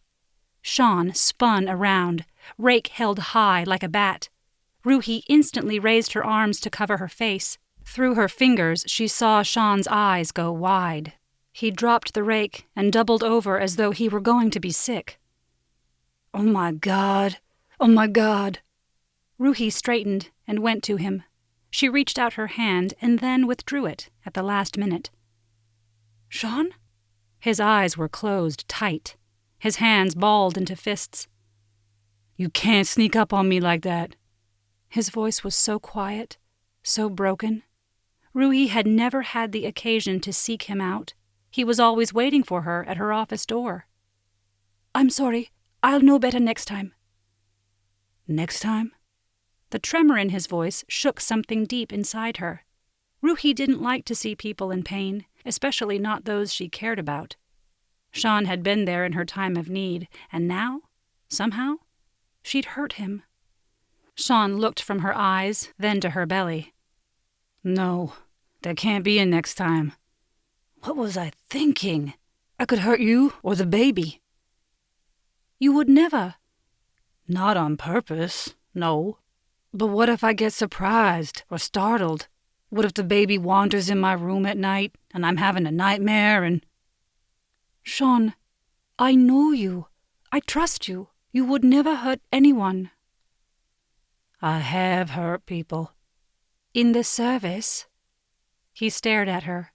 There was so much vulnerability in his gaze. She wanted to wrap him up and protect him. Instead, she turned away and looked out the door at the midday sun. Was she making the right decision? She'd never come face to face with Sean's demons. That look in his eyes, however brief, when he didn't recognize her, that had scared her. Was she making a mistake putting her child under the same roof with this man? She turned back to him just as he was taking a step to her. Somehow they collided. As she teetered toward the ground, Sean rotated his body so that he landed on the hard ground with her on top of him. That cinched the deal for Ruhi. Despite what he may think, Ruhi had no doubt that Sean would do whatever was necessary to make sure she and her baby were taken care of and out of harm's way. With his hard body under hers, she also began wondering how long the platonic part of their plan would last. By the way he gazed at her lips, she wondered if he were thinking the same thing. Again, the thought raced through her mind. Maybe this was a mistake, but for a different reason. "Ruhi?" her father called out. "Dylan told me you were in here. I have a surprise for you." Her father pulled the doors to the stables open, letting in the full light of the day. The surprise was that her mother was with him. Her parents looked down at Ruhi, who lay on top of Sean. No one moved, not her parents framed in the doorway, not Ruhi or Sean tangled on the ground. The silence in the barn was deafening. "It's okay," Ruhi said. "We're getting married." Chapter 9. Sean had been caught by parents before with girls. It had never been more than kissing. The parents had never been too upset when they found their daughters in his embrace. Sean was a great student, came from a great family, and had a great future ahead of him. That was then. This was now. Dr. Patel steepled his fingers on his large desk. They didn't sit in the arranged chair and chaise lounge, like when Sean was at his therapy sessions. This wasn't a session. This was an interrogation. "So," began the doctor, "you and Ruhi?" That was it. That's how Dr. Patel planned to start this conversation. Where was Sean supposed to take that? There were so many directions. So, he and Ruhi were caught in a compromising position. So, he and Ruhi were a thing. So, he and Ruhi should consider entering a pie-eating competition. "It wasn't what you think." That seemed a safe bet. Dr. Patel waited patiently for Sean to tell him what to think. What did Sean want, the father of the woman he was secretly in love with and was about to enter into a marriage of convenience with, to be the beard for her deadbeat baby daddy ex-boyfriend, to think? Anything out of his mouth would be a lie. "I care very deeply for your daughter." That was the truth. Sean wouldn't sully his relationship with this man who had helped him with anything but the truth. "I know," said Dr. Patel. Of course he knew. Dr. Patel knew everything. Sean and the others long since held the belief that the man had a direct line to God. Sean was certain the two chatted about the inner workings of everyone's lives, and God sent Dr. Patel to do his good work on earth while he remained in heaven. "And that's what worries me," Dr. Patel continued. "My daughter has very non-traditional ideas of relationships. I know you come from a traditional family. I know, despite what you may think of yourself, that you want a wife and children for yourself. I'm not sure that Ruhi will ever want those things for herself." Wow. For the first time likely in his entire life, Dr. Patel got it wrong. Sean did want those things. He wanted a family of his own. He wanted a wife to come home to every night. He wanted children to toss into the air and teach life lessons to. The problem was the only woman he saw himself having any of those things with was Ruhi. "Being a father is the hardest job," Dr. Patel continued. "I thought being married was hard work, but a husband and wife always work toward a compromise. A father and his children, that's a different relationship. You can guide them, but inevitably you have to let them go off and make their own decisions. It's hardest when you know the path they're on is not the best." Sean knew that. His own family, who he loved dearly, urged him to come home after he was discharged from the service. But Sean knew that being back in civilian life, even surrounded by the people who loved him most, wouldn't help in his healing. He knew he needed his fellow soldiers around him, men who would understand and not be offended when he needed to go quiet and be alone. I would be thrilled if my daughter married someone like you. I would be over the moon if it was, in fact, you that she chose. Freud would say she's rebelling against her parental ideal. But I don't think she's happy. I know she's not happy. I worry for her, but I have to let her walk this path and hope that she ends up in the place she's meant to be. The problem is, Sean, I don't want you getting hurt along the way. Sean couldn't help but crack a smile, even though it hurt his face. This man would be his father-in-law. He couldn't ask for a better role model, a more solid patriarch than the father he already had. But Dr. Patel could easily stand next to his old man. Sean scooted the chair away from the desk. He ran his hands over his jeans to smooth the fabric as he stood. Dr. Patel, I have something very important to ask you. I would like to ask for your daughter's hand in marriage. Dr. Patel frowned. Haven't you been listening, son? Son. Sean liked the sound of that. I have. I've already asked Ruhi to be my wife, and she's said yes. Sean had never seen Dr. Patel at a loss for words. I would have asked you first, but it all happened so fast. Forgive me, but why? I know she cares for you, but not in a romantic way. Meanwhile, I've seen the way you look at her. That is most definitely in a romantic way. Sean rubbed at his chin. Dr. Patel was right. Sean was in love, while Ruhi was only in trouble. Does this have to do with the zoning? Sean sat back down. He nodded as he did so. I can't say I'm not surprised that she would help in that matter. I assume you two have some kind of short-term agreement in place. They'd never discussed a duration to the arrangement. Sean wanted it to last a lifetime, even if it remained platonic. Just being near Ruhi made him feel alive. But you have real feelings for her? I do, Sean admitted. Does she know that? I don't think so. He couldn't tell Ruhi's father that their marriage would be platonic, especially not with the baby already growing inside her. What was his name? That said something if the girlfriend's father couldn't remember the boyfriend's name. Michael. He's leaving for a job overseas. Oh. Dr. Patel didn't look put out over that. I'm worried about this arrangement, but I'm also pleased. I meant it when I said I can't think of a better man for her. You're not worried about my episodes? Dr. Patel took a deep breath. There are some protocols we can put in place for your nightmares, but I trust you. Ruhi had said the same thing. Sean would do everything in his power to keep their trust, even in this relationship that had its roots in a lie. Chapter 10. I thought you were dating Mitchell. Ruhi looked over at her mother as she mispronounced her ex's name.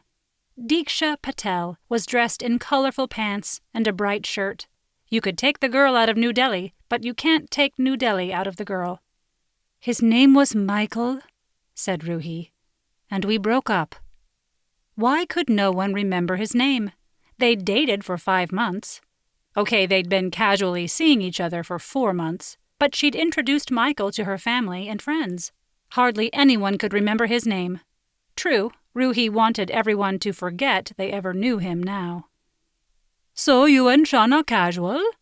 Her mom grimaced when she said the word. There was the disappointment at the crinkle of her eyes. Sean and I are a bit more than casual. And there it was. Her mother's eyes lit up. Ruhi tried not to let that light get to her, but she couldn't help it. She loved being in the light of her parents' praise. It had been a long time since that had happened. She'd gotten great grades in school. She'd done well in sports, but all of her accomplishments were largely over. She'd hoped getting the Doctors Without Borders position would gain her another bout of praise, But that career opportunity had been stolen out from under her by that Mitchell guy. Ruhi knew this pregnancy would get a crinkle of disappointment when her parents learned it was another man's child, a man whose name they couldn't even bother to remember. But with her pact with Sean, did they ever need to find out? There was also her impending marriage to Sean. She knew her family wanted to see her settled. Despite how much her parents pushed her and her siblings to advance in academics and their chosen profession, Ruhi knew they both believed that marriage and family were life's ultimate goals. "I told you," said Ruhi. "We're getting married." "So that wasn't a joke back there in the barn?" "No, Mummy. I was completely serious." She was also whining like a child whose parents thought she was fibbing. "He asked and I said yes." The air gushed from her mother. Her mother's arms flew around her. She squeezed Ruhi so tight, Ruhi thought she might burst. A girlish giggle escaped her mother as she released Ruhi from her hold. "We'll get on wedding planning straight away and—" Oh no.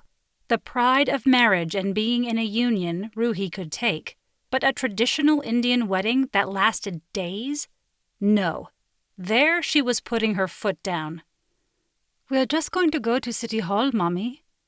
The pride and joy and giggles came to a scratching halt, like a needle careening off a record. In an instant, her mother's joy of her announcement was washed away. Diksha Patel took a deep breath to begin what Ruhi knew would be a long diatribe that would only end when Ruhi gave in.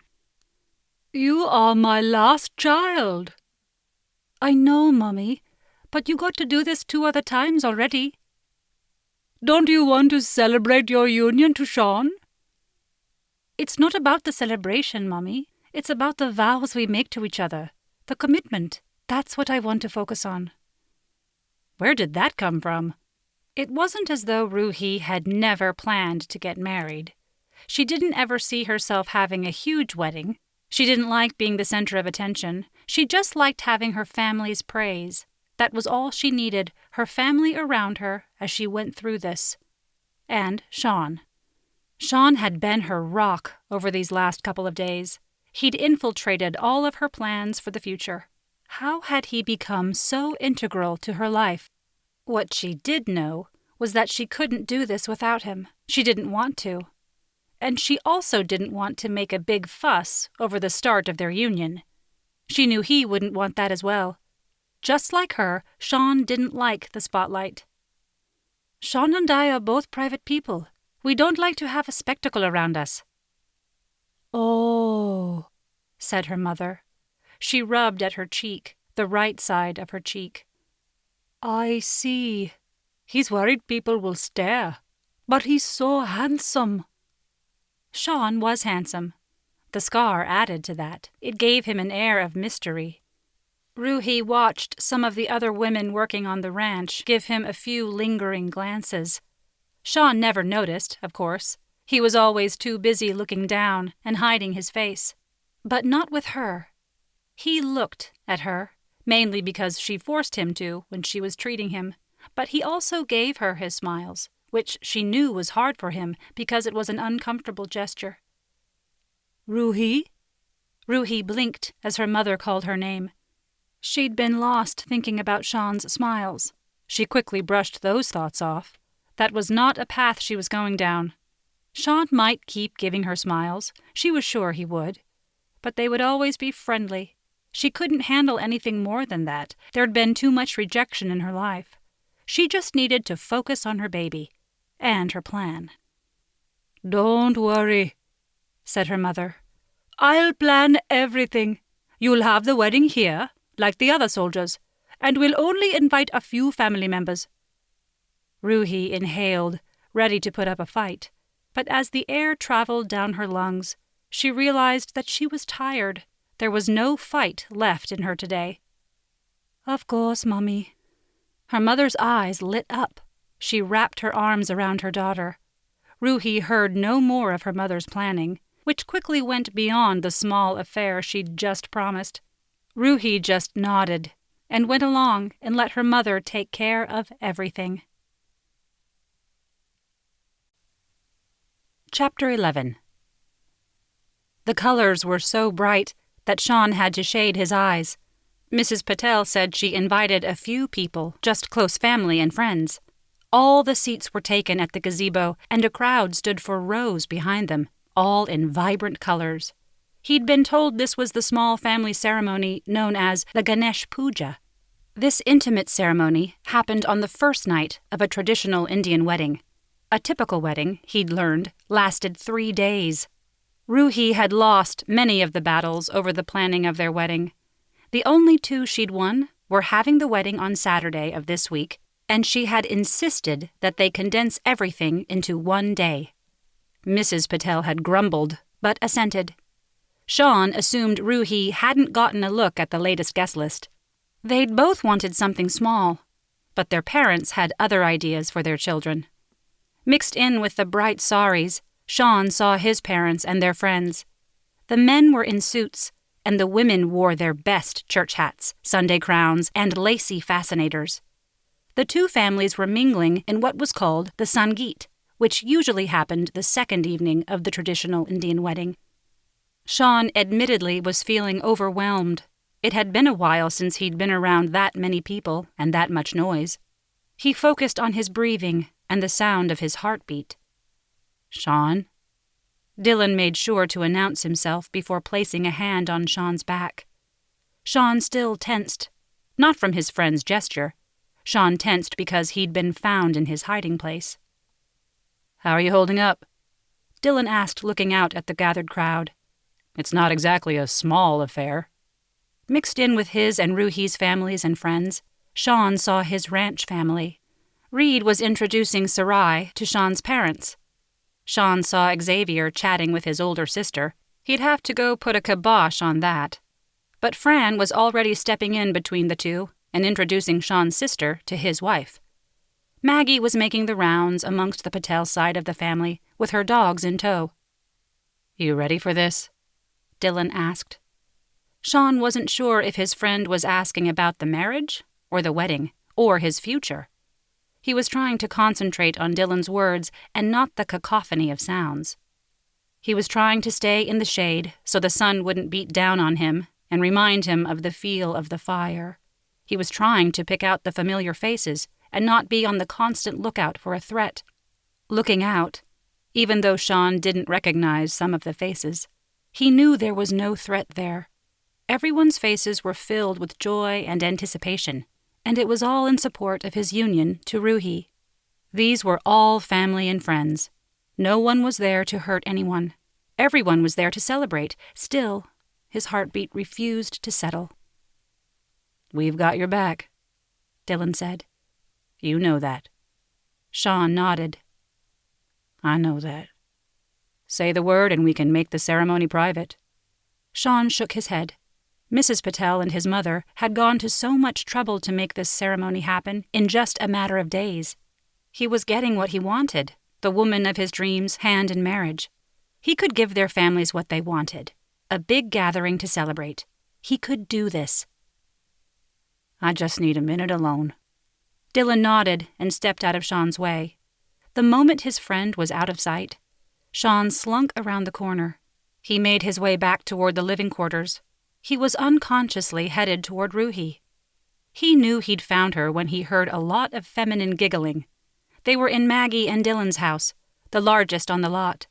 Ruhi had been by his place, their place, to drop off her things, but she hadn't yet spent the night in their home. Sean knocked at the screen door.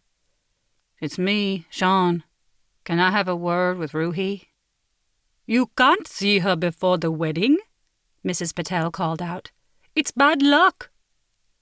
"I know. I just want to talk to her for a minute. Alone, if possible." The women came to the front door. Mrs. Patel looked up at him with a pinched expression that instantly softened. She lifted up on her tiptoes and planted a kiss on the left side of his face. It was a move that only Ruhi had attempted, but Sean held still for Mrs. Patel. It was uncomfortable, but he allowed it. "Don't you dare turn around," warned Mrs. Patel. Sean stood in the doorway with his back to his bride as the women walked out of the house and onto the porch. Sean's gaze focused on the gathered crowd. He couldn't help but look for threats again. He found none in the giggling girls, all dressed in colorful fabrics. A hand at his back made him jump. Ruhi gasped, and Sean turned. And then he gasped. She was a vision. She didn't wear the traditional white wedding gown. She was an explosion of colors, from deep reds to royal blues to lush greens. Her skin was decorated with brown henna in swirling patterns that drew the eye. Sean forgot the danger behind him and focused on the treasure in front of him. "I'm so sorry," she said. "I snuck up on you again after I said I wouldn't." He couldn't answer. All he could do was stare. "Sean, is everything all right?" Sean gave himself a shake. "I'm sorry. It's not you. It's me." Her face fell. Her hand went to her belly, and she began backing away. "Oh, God, no. No, no, no." "Ruhi, what's wrong? Is it the baby?"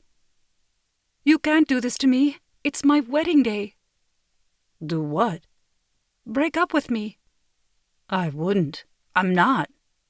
She paused. Her hand moved from her belly and balled into a fist. "Then what are you on about? Why are you here?" I just got overwhelmed standing out there with all those people." She stepped back and wrapped her arms around herself. "So you want to call it off?" Sean held up his hands, moving toward her. "No, I don't want to call it off. I just needed to get away from all of them. I just wish it could be us. Just us."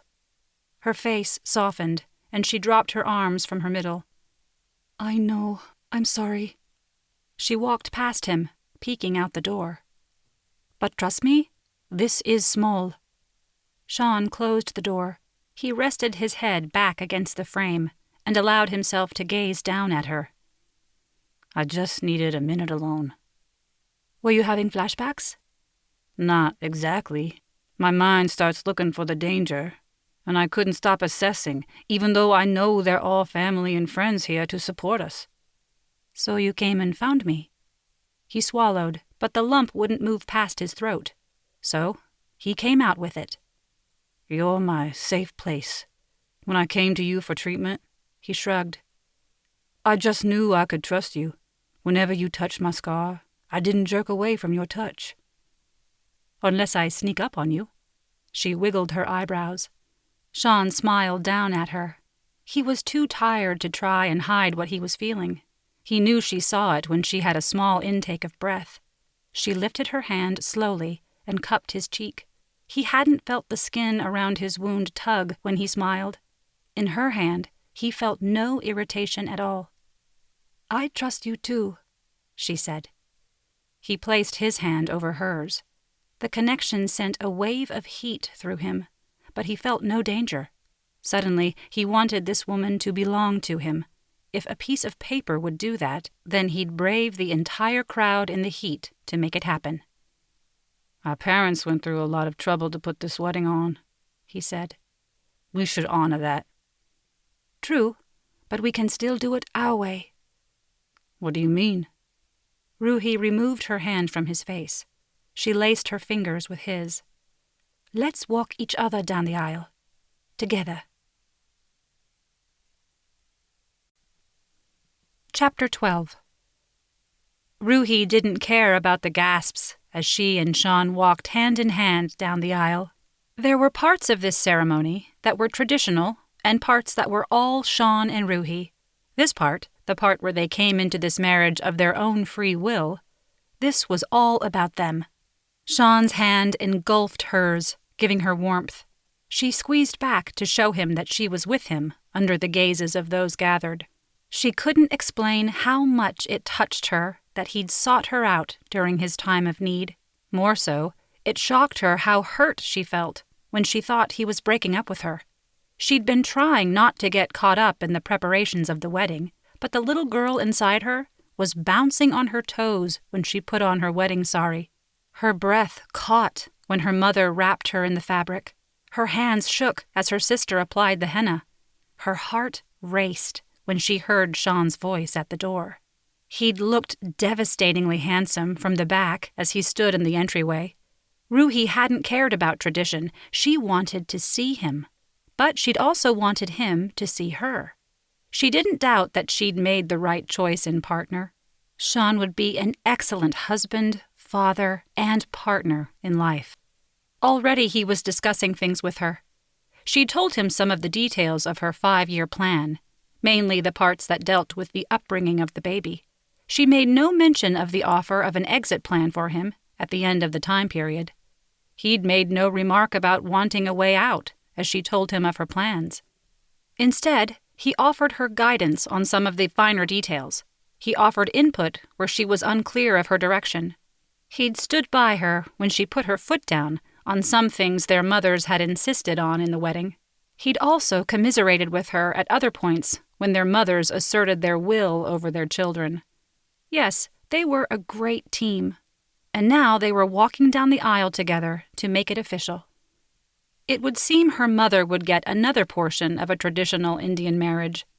Though Ruhi's parents wouldn't be giving her away, as they would in the Kanyadan portion of the ceremony, Sean and Ruhi were performing a version of the Mangalfera ritual.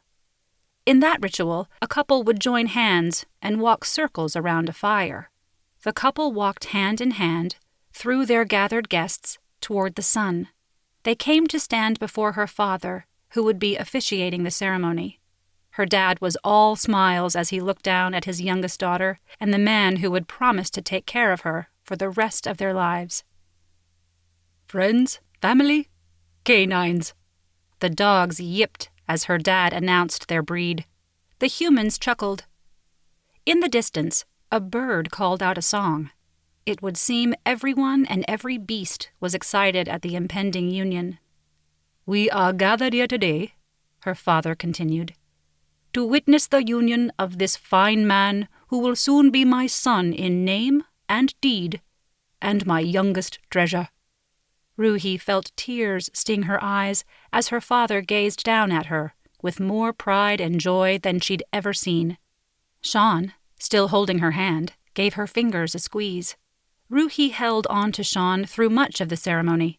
She found herself unable to meet her father's gaze, not because she was ashamed at the farce, but because it didn't feel like a farce. She felt a connection growing to Sean. True, there was no spark of love, but she didn't really miss it. Finally, she found someone who would have her back, someone who would seek her out, someone she could depend on. It was enough. It was more than enough. It was almost, nearly, everything. "Sean, will you repeat after me?" Sean turned to Ruhi and repeated the vows her father had written for them. "Ruhi, you are my reason. You are the reason I face the day. You are the reason I brave the night. You are the reason my weaknesses turn to strengths. You are the dream I want to live. I pledge my life to yours, that your dreams become my dreams. No matter where life leads me, I know that your light will always bring me out of the darkness, back to you, where I'm meant to be." Through his hands, Ruhi could feel Sean's pulse racing, or perhaps it was her own pulse rate. Her father had a gift for vows, but those cut deep, slicing open her heart and pouring out every emotion she ever had. She had to take many deep breaths before she could begin her recitation. "Sean, I could promise you in sickness and health. I could promise until death do us part. But I won't. You have been sick, and I have brought you back to health. You have seen death, and I refuse to let you part. For our lives, I will be your healer. I will be your light. Whatever life may bring, I know that I have your loyalty, your protection, your service, and you have mine." Ruhi watched as her tears were mirrored in Sean's gaze. One escaped and fell down his cheek. She reached up to wipe it away. Her hand stayed, and she cradled the side of his face. With their written vows to each other complete, they took the Saptapadi, a vow to support each other in life which required them to take 7 steps apart from each other. When they came back together, Sean applied a red powder to the center of Ruhi's forehead and tied a black beaded necklace around her neck. It symbolized that she was now a married woman. But they weren't done. There was one more tradition that they had to perform. A broom was placed in front of them. This was the African American tradition of jumping the broom to signify that man and woman were now a union. Ruhi reached for Sean's hand. They nodded at each other, then they jumped over the broom's handle together. On the other side, the two laughed. It was the loudest and most cheerful she'd ever heard Sean. She liked this side of him. She wanted to see more. And she would in the life that they were about to share. "You may now kiss your bride," her father said. There was something weird about having her father tell her to kiss a man. After all the display, and the emotion, and the tears, it was the first time Ruhi had blushed. It was also the one part of the ceremony she hadn't thought to negotiate with her mother. Ruhi turned to Sean. There was something in his hazel gaze, something bright, like little tiny sparks. She stood mesmerized by them as Sean put his hand to her face. Ruhi felt her chin burn where his palm touched. His descent was slow, as though he were allowing her to back out at any moment. She didn't. She held perfectly still. Those bright, tiny lights burned brighter and brighter the closer he came to her. At the last second, Ruhi grew impatient. She closed the distance between them and captured Sean's bottom lip with both of hers. That was when she knew she was in trouble. Her heart rate increased. Her stomach did flips. Her palms itched to be filled with more of him. Sean was soft and firm at the same time. He was sweet and spicy. And he was warm, all warmth. A warmth that infused her body all the way down to her toes. 5 years definitely wouldn't be long enough to get her fill of this comfortable and cozy place. She could stay inside the cradle of his embrace for the rest of her days. And then he broke away. Sean was close enough that she could lift her head and capture his mouth again. In her heart, that was what she wanted to do, but in her head, she knew better. This was a marriage of practicality, not a love match. Sean was a good guy doing a good thing for her, and he was getting something out of it too. Now the deed was done. The ink was dry on the marriage certificate. All the rituals had been performed to bond them together for life. There was no backing out now. Chapter 13. Sean clenched his hands into fists over and over again. Squeezing hard, he curled his fingers and dug his nails into his palms. He barely registered the pain. There was too much pleasure running through his body. If he didn't get himself under control, he'd surely reach for Ruhi again and repeat that kiss. It had been chaste by all standards. His 14-year-old self had kissed Cindy Bartlett longer and more firmly than that. He'd perfected the French technique with Lucy Tucker at 16. But that too paled in comparison. Just the slightest touch of his lips against Ruhi's, just for a matter of seconds, and he felt the world shift. With that shift of his inner axis, Sean could take the brightness of the sun.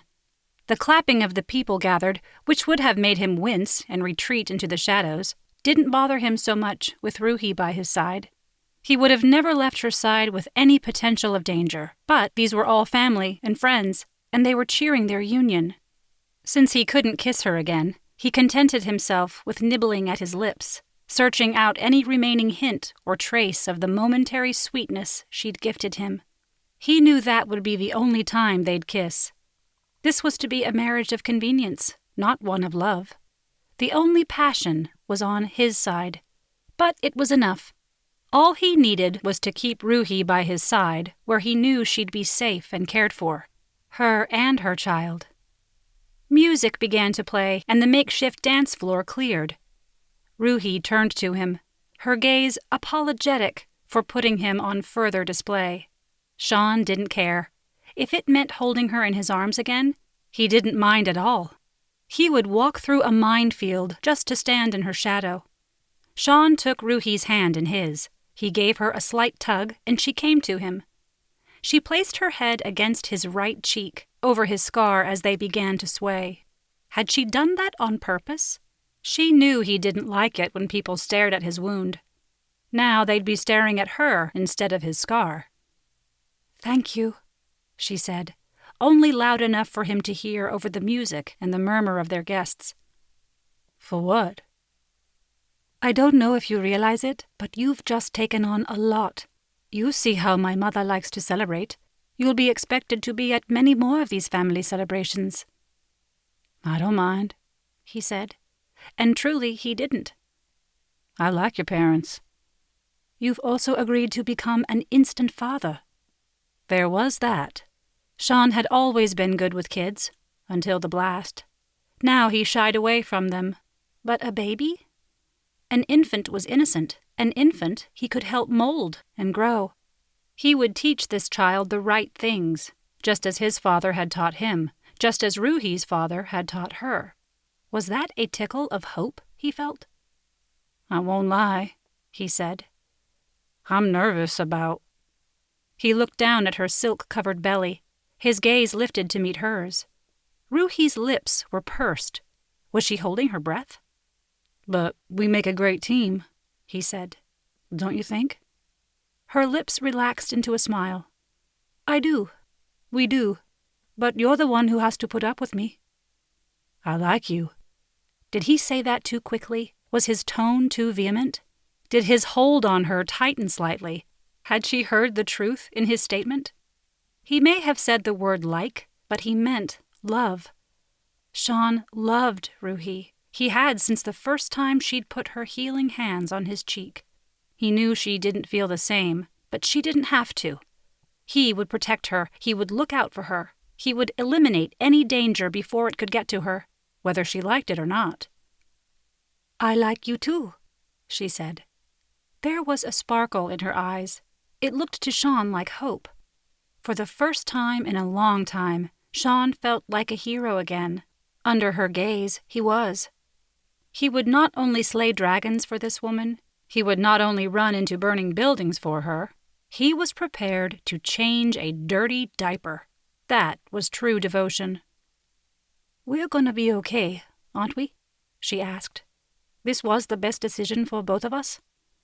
"Yes, I believe that." "I'm probably going to stink at being a good wife, but I know I'm a good partner." He didn't believe that. She was good at everything she did because she put her heart into it. But Sean wasn't able to let her know his opinion on that particular topic. They had incoming. Uh-oh, here comes my dad. Apparently, the missives were coming from both sides. "And here comes my mom," said Ruhi. "I'm sorry," they both said in unison. "I'm cutting in, son."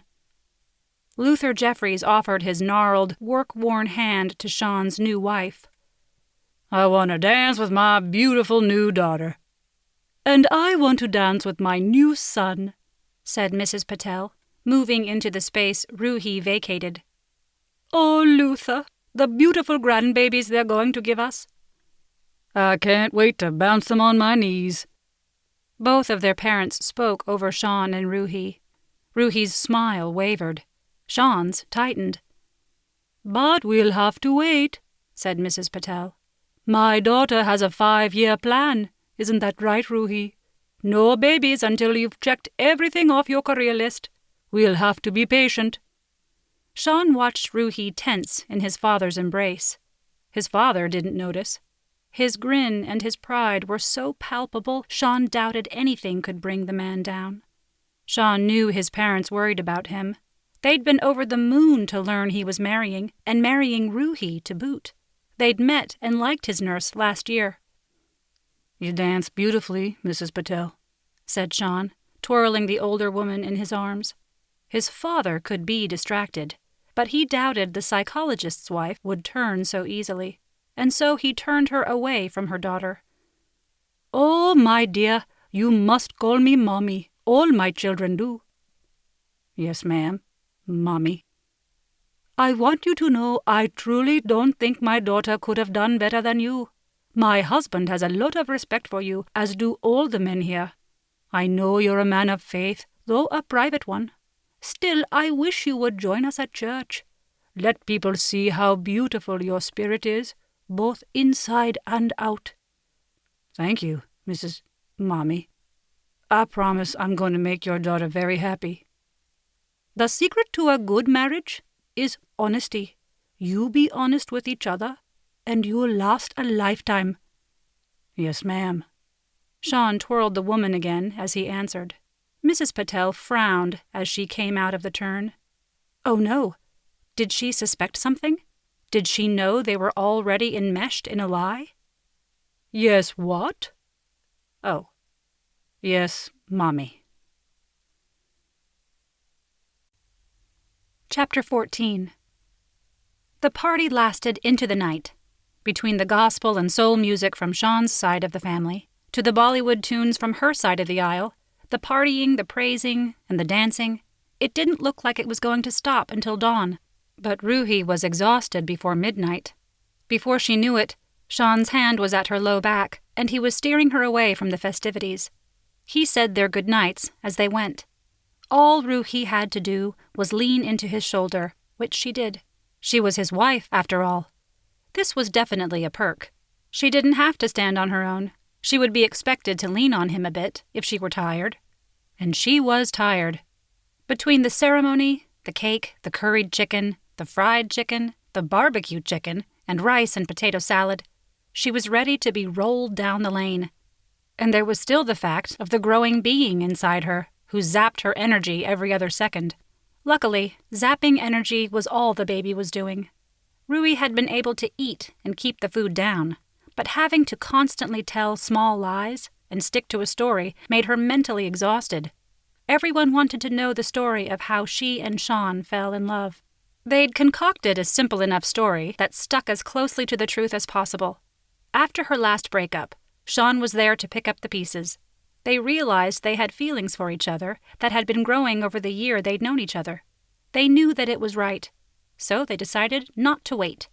Each person they told the story to bought it hook, line, and sinker, though the soldiers assumed the speedy marriage was due to the zoning issue.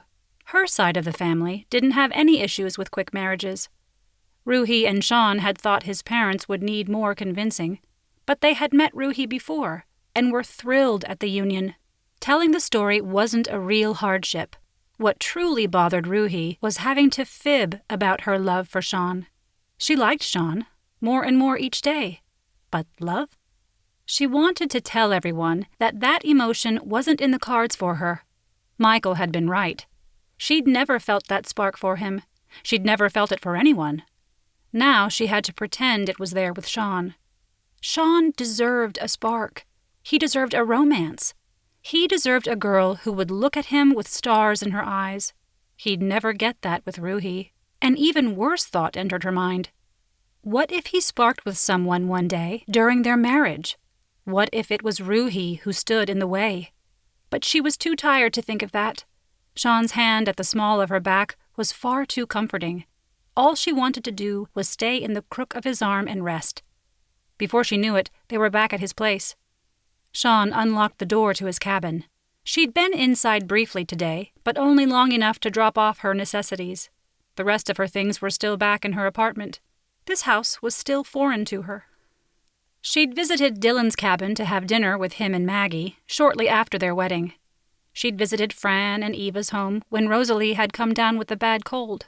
She'd had no reason to be in the other guys' homes. Sean, Reed, and Xavier each had lived alone in their 2-bedroom bunkhouses. Now, one of those bunkhouses was her home. I set up an office in the breakfast nook for you, he said, turning on a light. In the small space, the illumination showed a small desk with a computer and a filing cabinet where a breakfast nook must have once been. It was cozy and quaint, and so thoughtful. Sean, thank you. There are only 2 bedrooms. But I figure that's fine for now, in the baby's first year.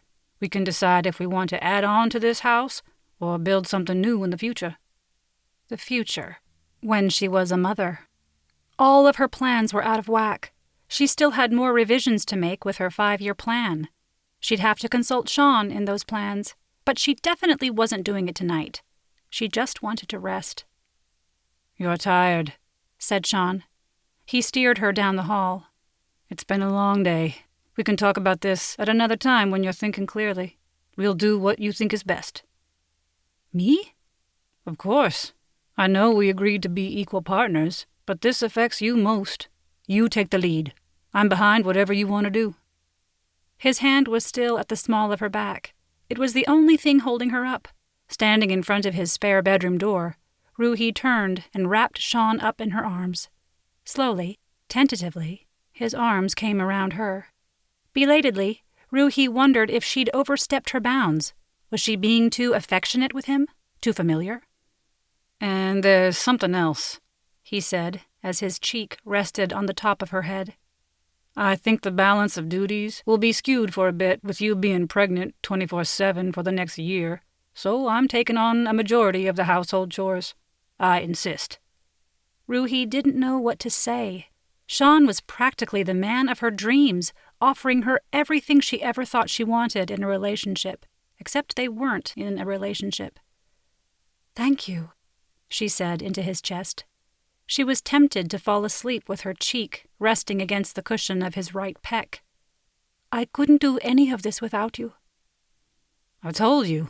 I wouldn't have come through this past year without you. I'm in your debt. He pulled away from her then. She wanted to whimper in protest as his warmth fell away from her. The moment his hand left her back, Ruhi felt weak, but she didn't dare show it.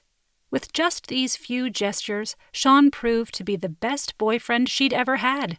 And once again, he was not her boyfriend. But he was something better. He was her partner. She just wished it was acceptable for him to lie down next to her with his hand supporting her lower back until she fell asleep. But that wasn't part of the deal.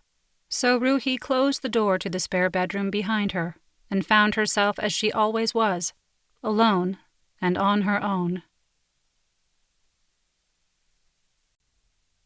Chapter 15.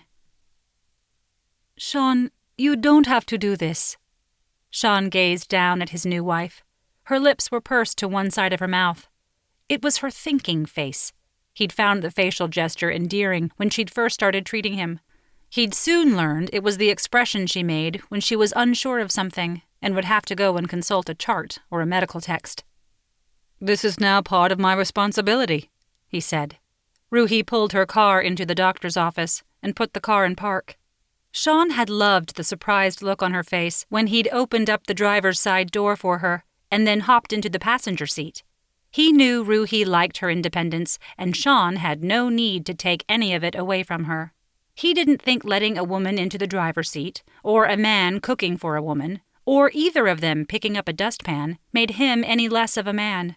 Real men did what needed to be done. His father had taught him that. And his mother's bark was not worse than her bite. His mother's bite stung, though Sean had only felt her bite a few times in his life, because he rarely misbehaved. He liked strong women. They were overflowing in his immediate as well as his extended family. He'd also been surrounded by that particular breed of woman while in the service. The only people threatened by strong women were weak people. Weak men and weak women. Sean didn't doubt his strength. He and Ruhi had spent the weekend in relative quiet. The guys had moved her items from the apartment to the ranch. She'd unpacked while Sean helped. He enjoyed putting up her things in their shared space. No one commented on the fact that they had separate rooms. Though Sean was certain when their parents came to visit, they would have questions, but that would hold for some time. Though he'd had no problem with Ruhi driving, he did hop out of the car to hand her out of the driver's side. He was an evolved man, but he was also a gentleman. "I just don't want you to feel obligated to do this stuff," she said.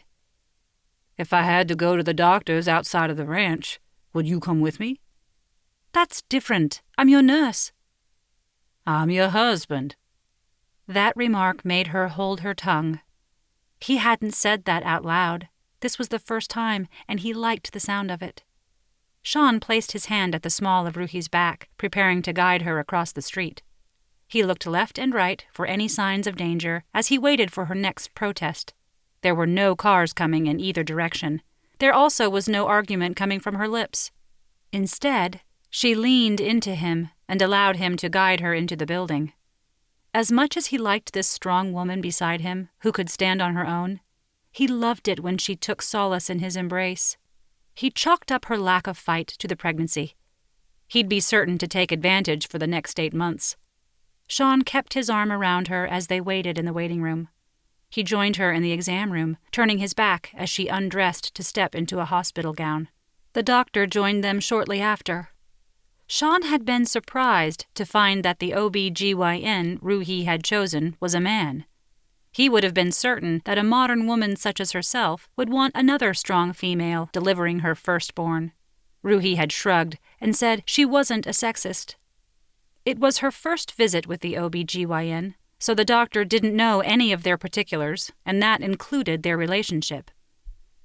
"We're recently married," Ruhi said. "Just this weekend." "By my calculations, you're 6 weeks pregnant," said the doctor. His gaze went from Ruhi to Sean.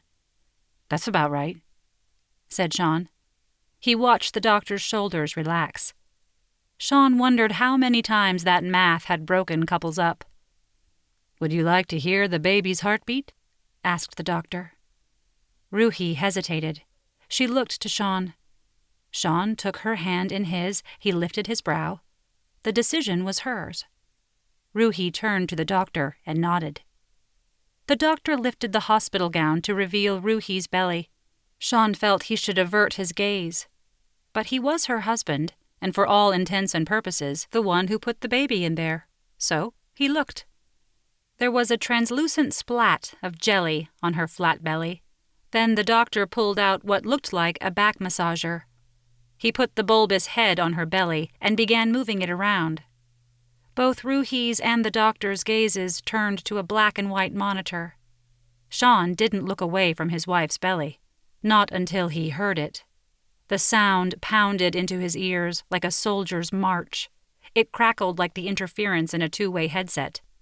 He expected the screams of trapped civilians to come next, followed by the pants of desperation of those he could not save, trying to snatch his attention away. Sean felt his palms go sweaty. His jaw clenched tighter and tighter as the PTSD began to tug at him. Instead of the panic that would set his trigger finger itchy, something tugged at his hand. "Sean?" Ruhi's fingers curled into his palm, grounding him back into reality. "Do you hear it?" Slowly the pounding softened, the crackling dissipated. The pulsing vibrations evened out until they became a single note, a delicate beating. This was not the sound of death. It was the sound of life, a new life that was growing. It was so small, so precious, so delicate.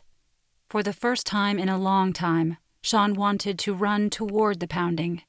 He wanted to protect it, to hold it to him, to save it. This heartbeat, this life, was the work of another man, but Sean was stepping up to the plate. He would help this child grow. He would help mold it. He would be its hero. Chapter 16. The missed period, the morning sickness, the positive pregnancy test, all those hadn't truly made Ruhi know she was pregnant. Hearing her baby's heartbeat made it all real. That tiny little sound is what let her know that she was a mom. She wasn't going to be a mom.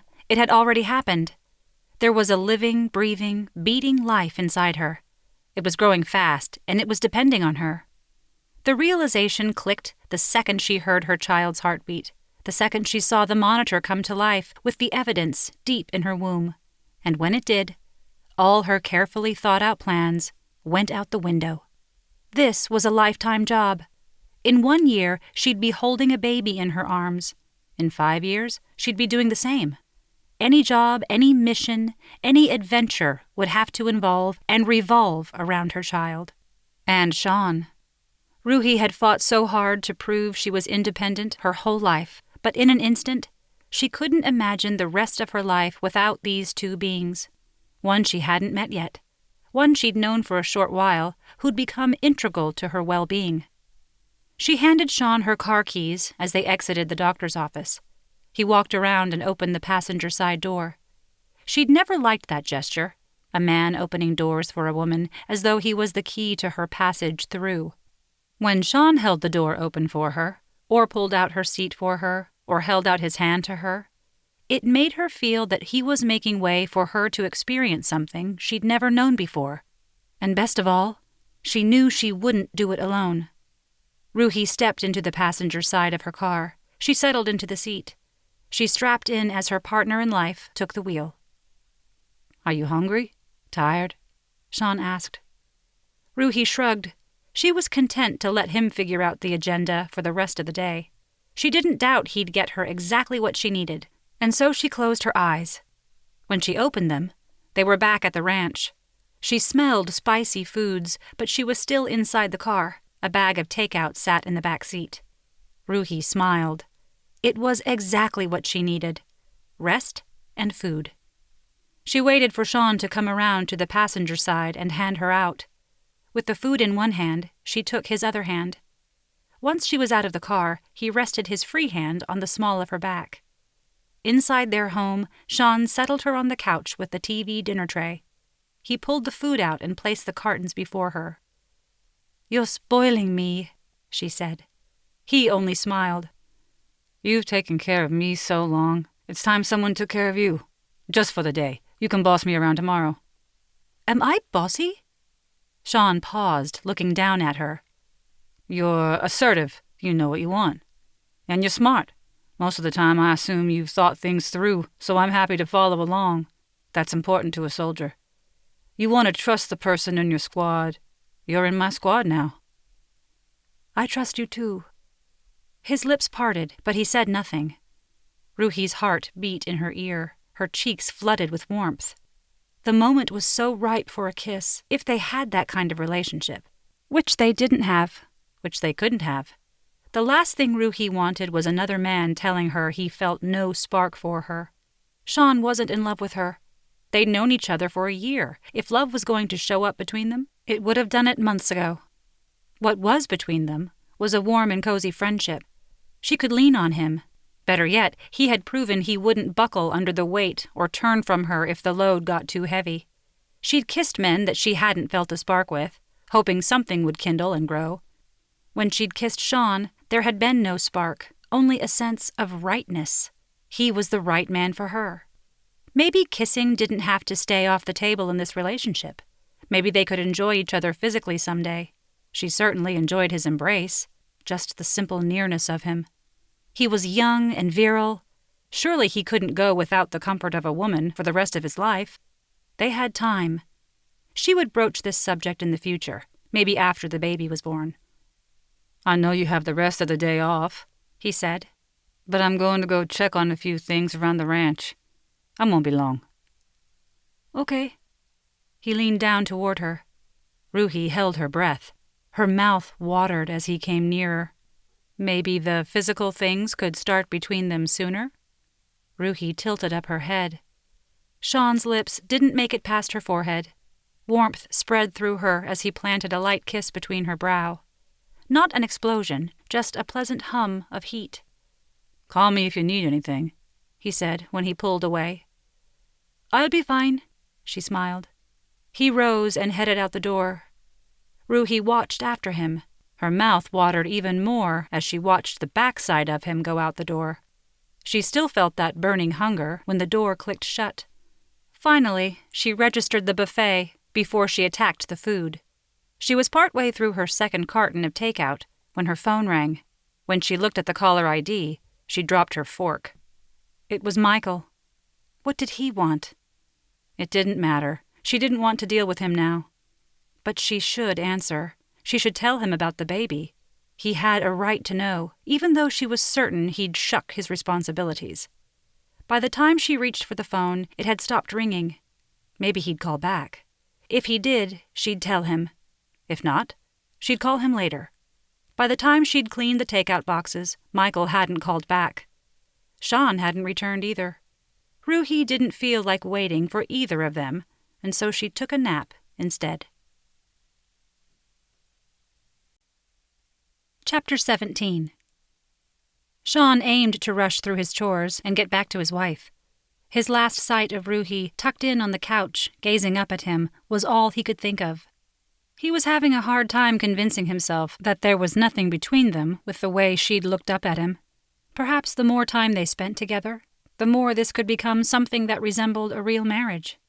With Star at his heels and Ruhi on his mind, Sean grabbed the liquid fertilizer instead of the weed killer to tame the wayward grass in an overgrown patch of field, and didn't realize his mistake until Star ran away whining. That's when Sean looked down to see that half of the patch was covered with the growth treatment. He caught himself as he grabbed the chicken feed just as he entered the horse stalls. Finally, he decided it was best if he stayed away from the animals and headed to work with the inanimate objects on the ranch. Luckily, the addition of the youth program had lessened the amount of work he had to do, but with Dylan and Fran focused on the boys in the program, that did leave Sean on his own to handle some of the duties that would be faster if he had another adult at hand. Xavier and Reed were off in the city picking up supplies. The 3 women who lived on the ranch each had taken on their own duties. Maggie worked alongside the trainers to take care of the animals. Eva, who was excellent with numbers, took over the books, and Sarai was hard at work on the ranch's website. Sean grabbed a hammer and some nails. There was always a fence that needed mending on a ranch. It was tougher to do the work on his own, but at least he wouldn't accidentally hammer another person's thumb to a piece of wood in his distracted state. With the pesticides back on the shelf, Star returned to join him. The sun was behind the clouds and stayed off his back as Sean worked. Star quickly fell asleep on a patch of grass. In the shade, Sean was able to hide from any memories of the explosion. So when he heard footsteps approaching, he wasn't caught off guard. He assumed it was one of his brothers coming to give him a hand. The coughing fit that accompanied the footfalls told Sean he was wrong. "Aren't you supposed to be with your group?" Sean asked the kid. James bent down to scratch Star behind her ears. "I just slow them down. I don't understand why we have to be a unit anyway. I just want to work with the animals." Sean stood, and the kid kicked at a stone with his worn shoes. He shoved his hands into his pockets, which rode the hem of his jeans up enough to show his socks above his ankles. His shirt had one too many stains that looked like they were older than the kid. Was there no one taking care of this kid? "Come and give me a hand," said Sean. "You can take one end of the rail, and I'll take the other." Sean still wound up taking most of the weight, but it was less wieldy than when he was holding the wood by himself. He quickly nailed in one side and joined the kid on the other. "I could do that on my own," he said. "But with 2 people, it moves easier and faster." "Yeah," said the kid. "But you can ride a horse by yourself." "When we take you out to herd the cattle, you can't do that by yourself." "Can't you use a dog?" "You would have to train the dog. Then you and the dog would be a unit."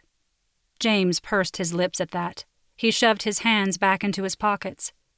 Sean clearly saw the outline of each of his fingers in the threadbare fabric. He made a mental note to ask Sarai to look into getting some clothes for kids. He knew the former model still had some contacts in the fashion world.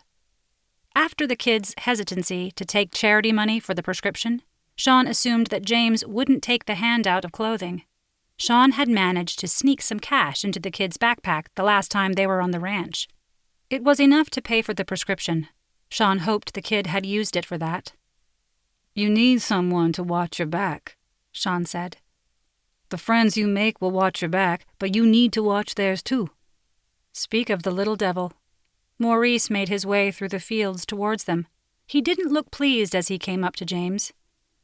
"Hey, you just left me back there." "Sorry," said James. He kicked at a pebble on the ground and shoved his hands deeper in his pockets. "I was just giving Specialist Jeffries a hand." "We're supposed to be stacking the hay bales together. I turned around, and you were gone." "The hay was making me sneeze, and—" James opened his mouth and let out a string of wheezing coughs. He wheezed so hard he was sucking down air in strained gasps. Sean wasn't sure if he should go to the kid. Were there rules about touching the kids, even if only to pat them on the back? What if he had to give the kids CPR? As Sean hesitated, Maurice stepped up and rubbed his hand on James's back. I thought you went to the doctor's. I did. Did your dad get you the medicine? Yeah, I just forgot to take it. James kicked at another pebble. I will when I go home. He shoved his hands in his pockets and kept his head down as he turned to go. Star trailed after her new ear-scratching friend. Maurice looked to Sean and shrugged before turning to follow James. Sean knew bronchitis could last weeks, months even. But with medication, it should be getting better, not worse. Clearly, the kid didn't have the medication. If it had been in his system for a couple of days now, he'd be improving. How could this father not do what was necessary to take care of his kid? If Sean had heard that cough come from his kid, he'd move heaven and earth to make it stop. The reason these kids were all here was because their parents neglected them on some level. Why else would they be acting up or getting bad grades or falling ill? It was criminal to treat a child with so much neglect, nearly as bad as indoctrinating them to harm others. For a newlywed, you don't look too happy. Sean turned to see Fran walk up. It's a crime how some of these parents are treating their kids, said Sean, motioning to the kids still walking in the distance. When our child gets here, I'll move heaven and earth to make sure they have everything they need. Your child? Wait, is Ruhi pregnant? Sean froze. His tongue had loosened in his anger. There was no way he could take that outburst back or distract Fran with something else. But that wasn't even the worst to come. But you two only just... Oh.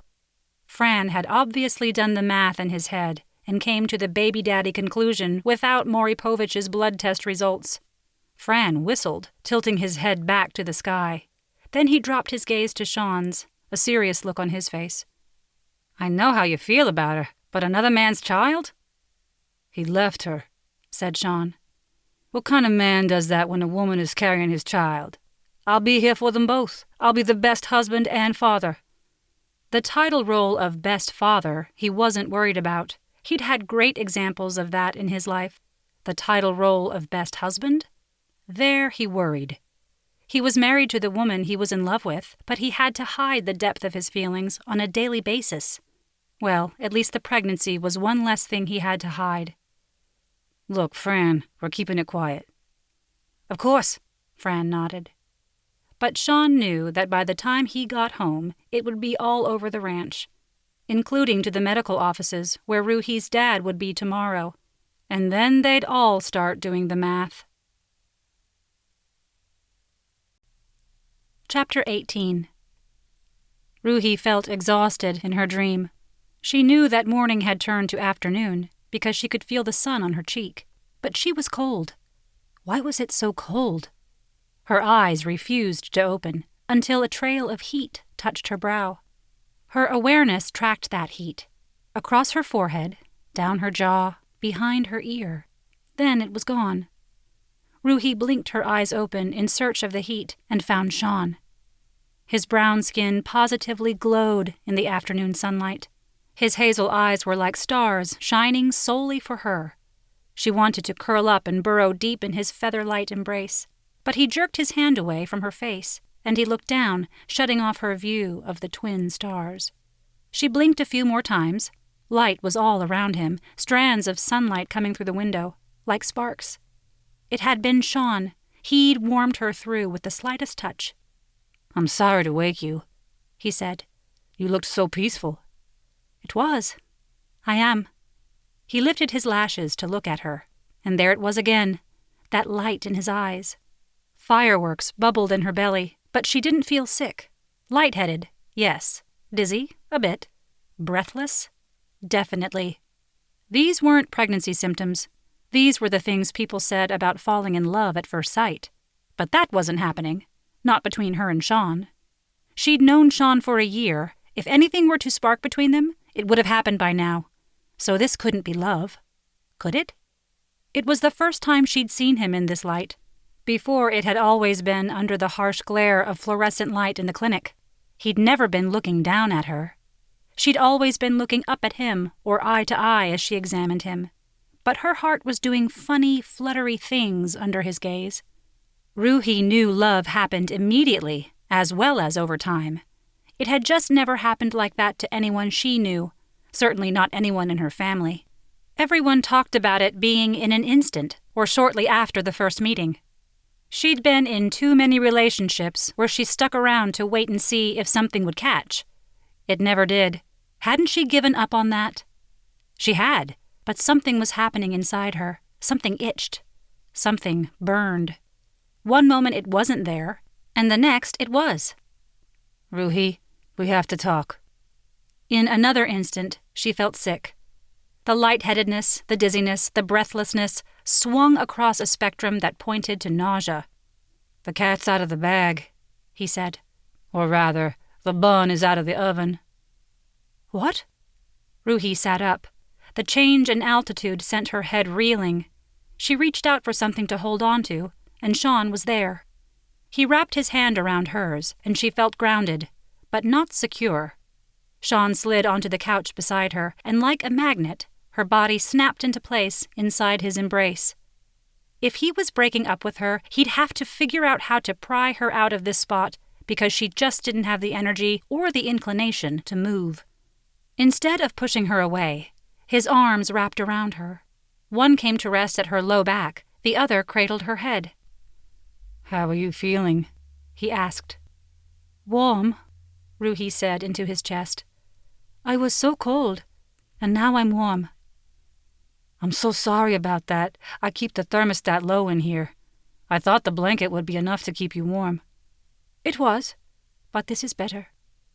Since he wasn't pushing her away, she decided to snuggle deeper into his chest. They sat quietly for a long moment. Sean stroked his hand in circles on her low back. Ruhi took slow breaths that filled her with his scent. If this was how he broke bad news, she was willing to get used to it. But the moment he started talking, her stomach tied in knots again. I have bad news, he began. Ruhi took a deep breath. Slowly she lifted her head to look her fake husband in the eye. But she did not leave his embrace. He owed her some comfort if he was about to pull the rug out from under her. Fran guessed that you were pregnant, and he figured it wasn't mine. I'm sure everyone knows by now, and your father will likely find out tomorrow when he's here. It took Ruhi a moment to comprehend what he was saying. She was so focused on listening for the familiar breakup phrases. Her mind went over Sean's words again and again. When she couldn't pick out a single breakup cliché, her heart settled. Her breathing evened. Her head cleared. You're not breaking up with me? She clarified. Sean blinked. The light in his eyes dimmed, and then burned brighter. Breaking up with you? He had to force the words out. They sounded so foreign on his tongue. Ruhi could see him turning his words over and over in his mind, just as she'd turned over what he'd said to her. Never, he concluded. Never? She asked. He unwrapped himself from her and slid from the couch. Before she knew what was happening, Sean was down on his knees. He reached for her hands. Ruhi was so stunned at the turn of events that she gave them both over. There's something you need to know, he said. Something I should have told you before we got married. I'm in love. You're in love with someone else? She finished his sentence for him. She forced the words out with a choke. She knew it. Ruhi, I'm in love with you. I have been since my first appointment with you. With me? Sean nodded, his gaze open and vulnerable. As those flecks twinkled at her, she saw it. He'd looked at her like that countless times. How had she not seen it? I didn't want to make you feel uncomfortable, but you should know it if we're going to be together. There should be no secrets. I was in a dark place when I came to you. I felt my heart come back to life when you lifted my chin to heal my wound. I was so focused on healing you, I didn't look at you. I didn't realize it was even there. And now? Now? She lifted her hand to his cheek. Now I see it. Now I feel it. She cupped his face with both her hands, running her thumbs over his cheeks. She was close enough to taste the warm spice of his breath. A spark. Ruhi leaned down as Sean pulled her to him. Their lips touched softly, but it was an explosion of sensation. The impact of his bottom lip against her top stole her breath.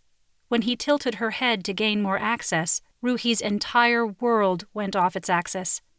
She felt her world shatter as Sean's lips claimed her own. She felt put back together as he held her firmly inside his arms. It was a new state of being.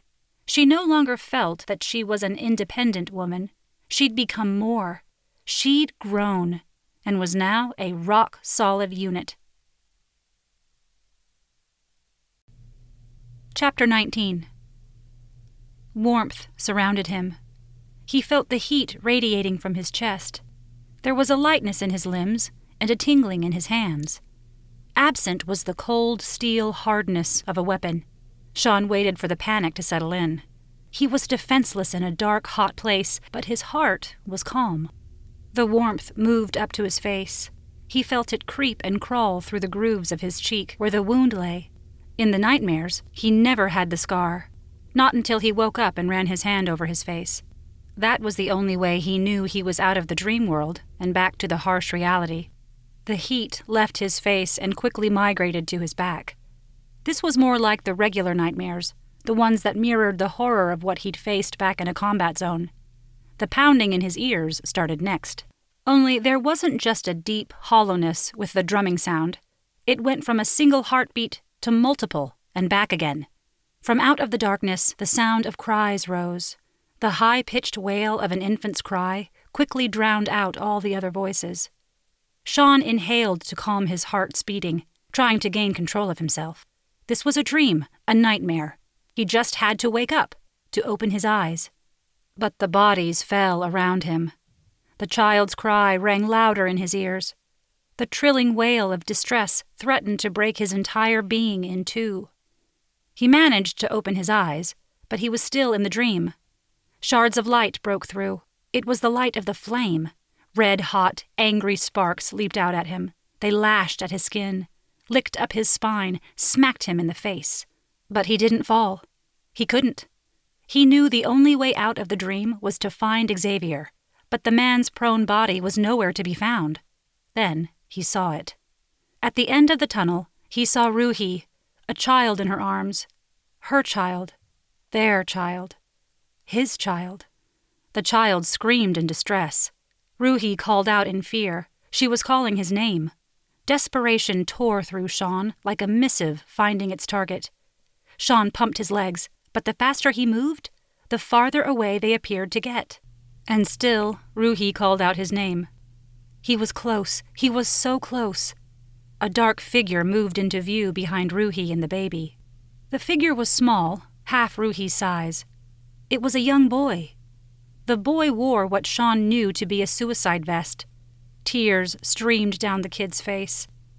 Sean? Sean had to act. The boy's life or his family's lives. He'd never wanted to make this decision again, but here he was, and he was hesitating again. Sean! He felt the cold, hard steel of a gun in his hands. He lifted the weapon. He cocked the gun. He aimed and... Sean, it's a dream! Wake up! His eyes tore open. His hands reached out, searching for his weapon. Instead of steel, he found flesh. Ruhi's eyes were wide. Her breaths came in anxious pants. Her face ashen in the dim moonlight. Her palms faced him, fingers straining upward in a stop motion. Sean saw his own fingers wrapped around her wrists. She was frightened. She was afraid of him. The nightmare was nothing to this reality. This was hell. Oh, God, did I hurt you? Sean released her hands and scooted away from her. They were still on the couch in the living room. He remembered that after their shared kiss, they relaxed back on the couch, content to stay in each other's arms. They both must have fallen asleep. No, she said. You didn't hurt me. Are you okay? He didn't take her word for it. He reached over and turned on a table lamp. Under the fluorescent light, he did a visual scan of her body, searching for any wounds he may have inflicted on her while the nightmare had him. He found none. this time. I could have hurt you. You never would. Ruhi lifted her hand to his face. On purpose, never. By accident, that's very possible. I know about the nightmares, Sean, but just now, you were reaching for me, and I'm right here. Sean looked down at his hands. I grabbed your wrists. She shook her head. When you woke up, but before that, you were pulling me toward you, holding me tight. I think you were protecting me. Ruhi brushed her thumb over his cheek. Then her index finger lifted his chin so that he met her stare. There was no fear in her gaze. There was warmth in her brown eyes. Compassion laced her heavy lashes. There was also a spark of something else at the corner of her eyelids. For the first time in a long time, Sean wished he had a match to fuel that flicker into a flame. When he'd confessed his feelings to her, she hadn't said she loved him back, and that was fine. A spark was fine. Though he'd kept himself in the dark cold for so long, he did know how to feed a fire. He was happy to spend the rest of his life adding kindling to Ruhi's heart in hopes to make love grow. I know better than to startle you, she said, but I needed you to know that I was safe, that I was with you. Sean's chin fell to his chest, not out of shame, out of exhaustion. He'd been holding himself so tightly together, but she'd unraveled him in just a second. I know your PTSD is real and has real consequences, but we'll face them together. Heat's a trigger, said Sean. Oh, that's why it's so cold in here all the time, she shrugged. I'll wear thermal underwear. Thinking about Ruhi's underwear only made him get hot under the collar. We're not sleeping together, not until I get a handle on these nightmares. Oh. Her shoulders sank, and she let out a weary sigh. Great. She was disappointed. That was a great sign. I want to, Sean insisted. Me too. She was kneeling on the couch facing him, both of her knees brushed up against his thighs. It would be so easy to pull her onto his lap, but not yet. I just need to be sure, he said. I need to trust myself with you. So you're asking me to wait a while? I promise to be worth the wait. He did pull her close then, not onto his lap. He pulled her chest against his heart. This time, Sean took Ruhi's face in his hands. He cupped her chin, rubbing his thumb over the bottom lip he planned to capture again and again between his own lips. Ruhi's breath was warm against his palm. Her heat and her nearness were having a triggering effect on him. Only he was far from hell. This was heaven. Sean tilted Ruhi's face. He locked in on his target. His aim was true, and he closed in on his quarry. The chime of a cell phone broke them apart. Sean glanced down at Ruhi's phone on the coffee table and froze. He saw her ex-boyfriend's face, followed by a text that read, "Got your message. You up?" Chapter 20. Why is your ex sending you a booty call text message at 1 a.m? Ruhi shut her eyes to try to regain balance. She was caught between a haze of want and a fog of annoyance. What she wanted was for Sean to finish what he'd started and kiss her senseless, as he'd done before she'd fallen asleep, safe in his arms. She wanted to test the bounds of his resolve to keep her at arm's distance while they sorted these nightmares. Ruhi had every plan to conduct those tests while inside his embrace. When he'd been caught in the snare of his dark dreams, her first and only instinct was to let him know that she was there for him, the way he'd been there for her this whole time. Sean had never once wavered since he'd come to her aid. He'd never stepped back as she increasingly came to lean on him. Ruhi was determined to do the same for him. Whatever he needed to manage his PTSD, she would do, as long as it didn't include leaving the comfort of his arms or giving up his heart-melting kisses. Those were all non-negotiable. Unfortunately, Michael had impeccable timing. She'd called him earlier in the day before Sean had come home. It had taken him all day to respond. Come to think of it, he never got back to her immediately during their relationship. She'd always felt like an afterthought when it came to his daily agenda. She'd often been pushed aside when a new opportunity presented itself. Still, Michael was now and would forever be the father of her child. She had to set the record straight with him, but first, she had to tell her husband the full truth. Sean, there's something Michael and I need to talk about. Something you and I have to talk about first. About the baby? Ruhi nodded. Sean released her face, but he didn't move away from her. He rested his hand on the back of the couch. With his free hand, he took Ruhi's hand in his. Do you think he's changed his mind? Do you think he wants to be a part of our child's life now? Our child. How had she not seen the amazingness of this man for an entire year? He'd come to her every week for a year. She'd stared directly at his face, straight into his eyes. She'd seen his strength, she'd seen his resilience.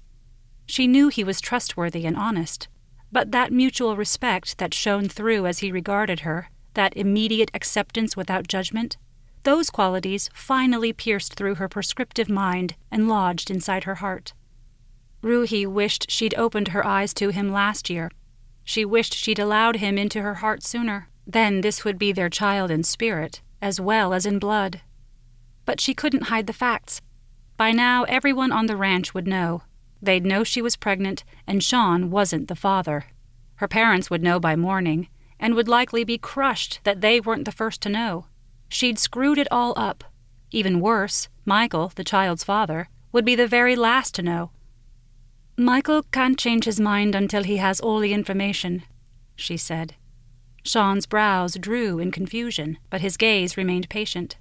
The small smile on his lips still spoke of trust.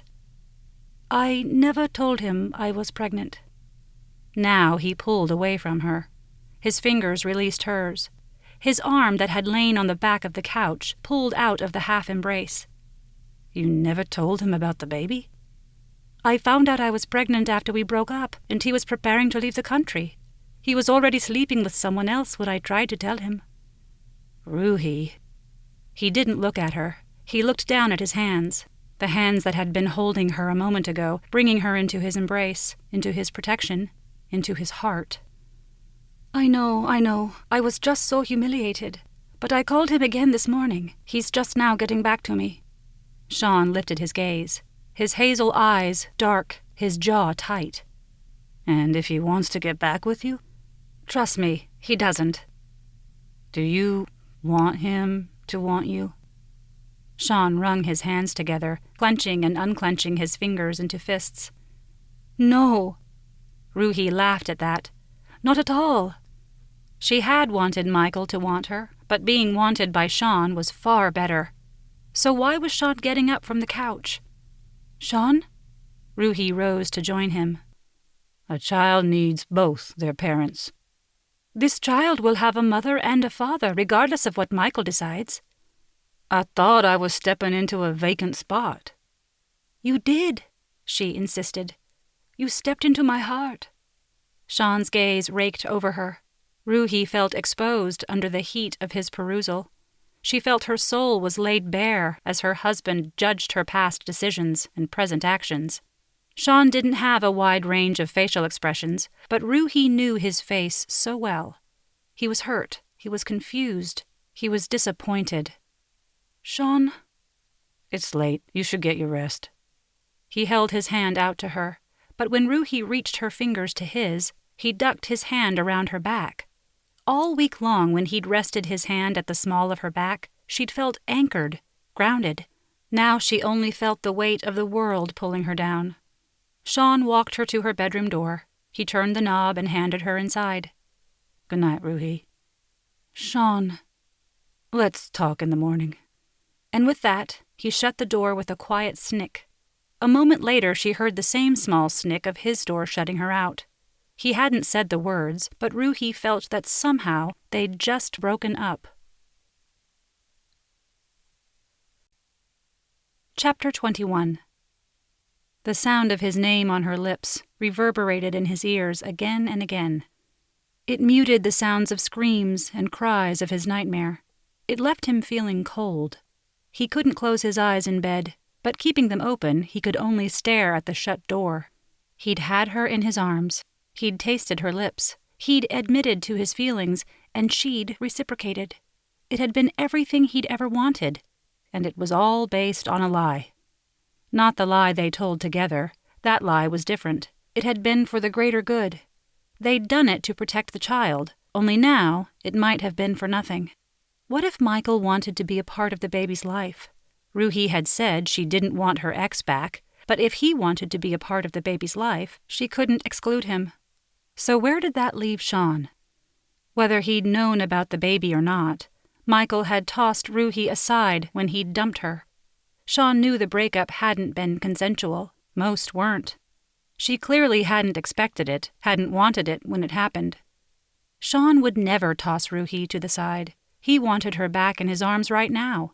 He didn't want Michael anywhere near her. His every instinct told him to go to her door and tell her so, to gather her back into his arms, to press his lips against hers and not let even the daylight between them. But there was so much between them. Lies, babies, baby daddies, nightmares. There was no way Sean could sleep, but he couldn't stay in his room with so much pent-up energy. His only choice was to leave the house. It was just before dawn when he arrived at the stables. He saddled up one of the horses and went out for a ride. Power surged through him as he drove the horse hard, but Sean couldn't outrun his demons. As Sean slowed the horse to a walk to cool it down, he realized he was still worked up. The ride had done nothing for his energy levels. He decided to turn his attention to some manual labor. The sun was up now, and the inhabitants on the ranch were waking to greet the new day. Sean looked around for something to do that wouldn't require him interacting with another person. Most of the work required another set of hands, except the fencing. Mending fences was best performed with another. On one's own, it proved a difficult but doable chore. That was precisely what Sean was looking for. He picked up the necessary tools and set off to work. The banging of the hammer was the best therapy, especially when he imagined the nail being Michael's face. Pretty soon the sun was high on Sean's back, and he heard someone approaching. "Excuse me." The unfamiliar voice caused Sean to stop mid-hammering. He turned to look over at the man. He was dark-skinned with a well-worn face. Sean could tell the man wasn't old, a few years older than Sean possibly, but he had that aged look about him, the look of a hard life, likely once filled by drugs. "Are you Sean Jeffries?" "Yeah." "I need a word with you about my son." "Your son?" "His name's James Ezra." So this was the neglectful father who couldn't be bothered to take his kid to the doctor. He'd made his way out to the ranch, but he couldn't take his kid to the pharmacy. Sean wanted a word with him, too. That was why he'd called DFAX yesterday. "I appreciate what you all are doing for my boy by bringing him out here after school," said Mr. Ezra. "What I don't appreciate is sicking child services on me. My kid needs his dad, not foster care." "He needs you to be present in his life. He needs clothes for school. He needs medication when he's sick." Sean dropped the hammer as he approached the man. The two stood at opposite posts of the broken-down fence. "Who are you to tell me how to be a parent?" "James has been sick for a while. You haven't done anything about it." "I'm doing the best I can. The free clinic has a waiting list. I called when he started coughing, but they couldn't give us an appointment until next month." "He was seen here by the nurse. She gave him a prescription. It was never filled." "What prescription?" "We gave it to him last week. I gave him the money to get it filled." "What money?" But no sooner than the words were out of Mr. Ezra's mouth than he closed his eyes and swore. "That's where that wad of cash came from." Mr. Ezra pressed his lips together. He ran his hand over his brow and then over his heart. It took him a couple of tries before he could speak. It was clear the man was choked up. "I was short on the rent this month. It's not the first time, and I thought they were finally going to evict us, but then the money showed up." Mr. Ezra choked again on the last words. "I thought I'd misplaced that money, and it was my lucky day when it showed up in my drawer. But it was James." What was he saying? Had James slipped the money Sean had slipped into his backpack, into his father's dresser? Had the kid sacrificed his own health to try and help cover the bills? His biggest fear is going into foster care, Mr. Ezra continued. That could happen with an eviction. We've had social services watching us before. You see, I was an addict, James's mom too, but the moment I met him, held him, I never touched another drug. I can't say the same for his mom. I'm not giving up on her. You don't give up on family. I do the best I can for him. I keep a roof over his head, food in his belly. I would have gotten him the medication. Sean wasn't sure what to say. His family had never had to make decisions like that one had. They never had to choose comfort over health. Are you a father? Asked Mr. Ezra. Sean hesitated. Was he? The child with Ruhi was not his blood, but he felt a connection to that life growing inside her. Not just because he loved the unborn child's mother, because he'd been the first to know of the baby's existence, because he'd started making plans, because he'd altered his life for the child. Sean had stepped up, and he didn't want to back down. I can see you are, said Mr. Ezra. So you understand you do what's necessary to protect your kid. I fall short on a lot of things, but I will never stop being there for him. Sean understood that. He wasn't sure he could back away from the unborn child. He definitely wasn't backing out of his marriage. Listen, I'll pay you back. I don't need the charity. It wasn't charity, said Sean. Mr. Ezra shook his head, but Sean held up his hand. The moment you stepped on this ranch, you became family, said Sean. You get no choice in the matter. Family doesn't give up on family. You just said so yourself. Once again, Mr. Ezra's lips pressed together. He ran the back of his hand over his brow. Sean could see he was wearing the man down. I heard James say you're a mechanic. We've got a tractor that needs a look. After a moment's hesitation, Mr. Ezra said, I can take a look at it, but no family discount on the pricing. Mr. Ezra cracked a smile as he held out his hand. Sean chuckled as he clasped the man's hand.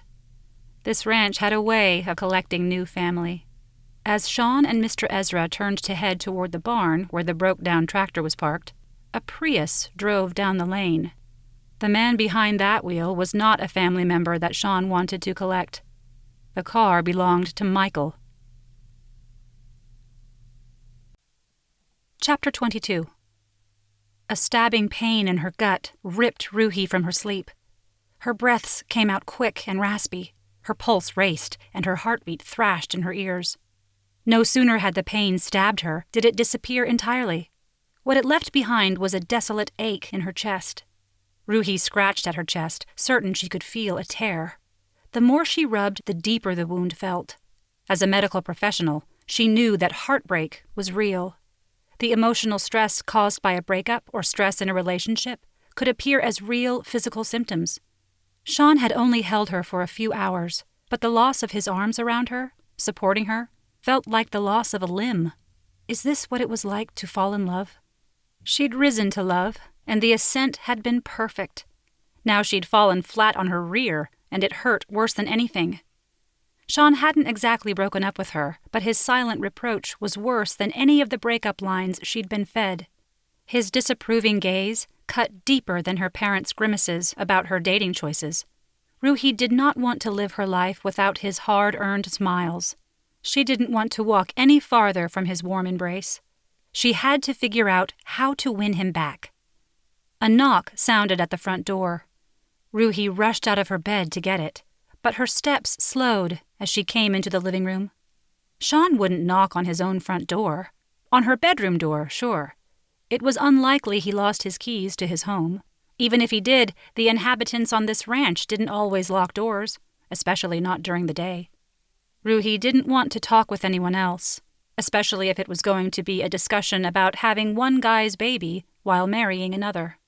Looking through the peephole, she definitely didn't want to face the man on the other side of the door, but she had to come clean.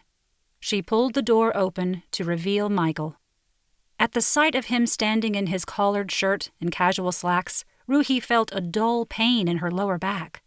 Her heartbeat remained steady. Had her heart ever flip-flopped in his presence? She couldn't remember a single missed beat. Michael turned on his 1,000-watt smile. Ruhi squinted up at it. There was no spark. There hadn't been any chemistry between them. Just compatibility. After a moment, his smile turned to a frown, and he reared back from her. You look awful. She was sure she did. Her eyes were swollen from all the tears she'd cried last night. Her cheek was puffy because she'd slept on her side with her cheeks in her hands. She'd done that partly to recreate Sean's gentle touch, but also because laying on her back had become uncomfortable. And she was certain her hair was only a smidge above a rat's nest. You live here now? Michael said as he came in. Ruhi wiped a hand over her face before answering. Yes, I just moved in the other day.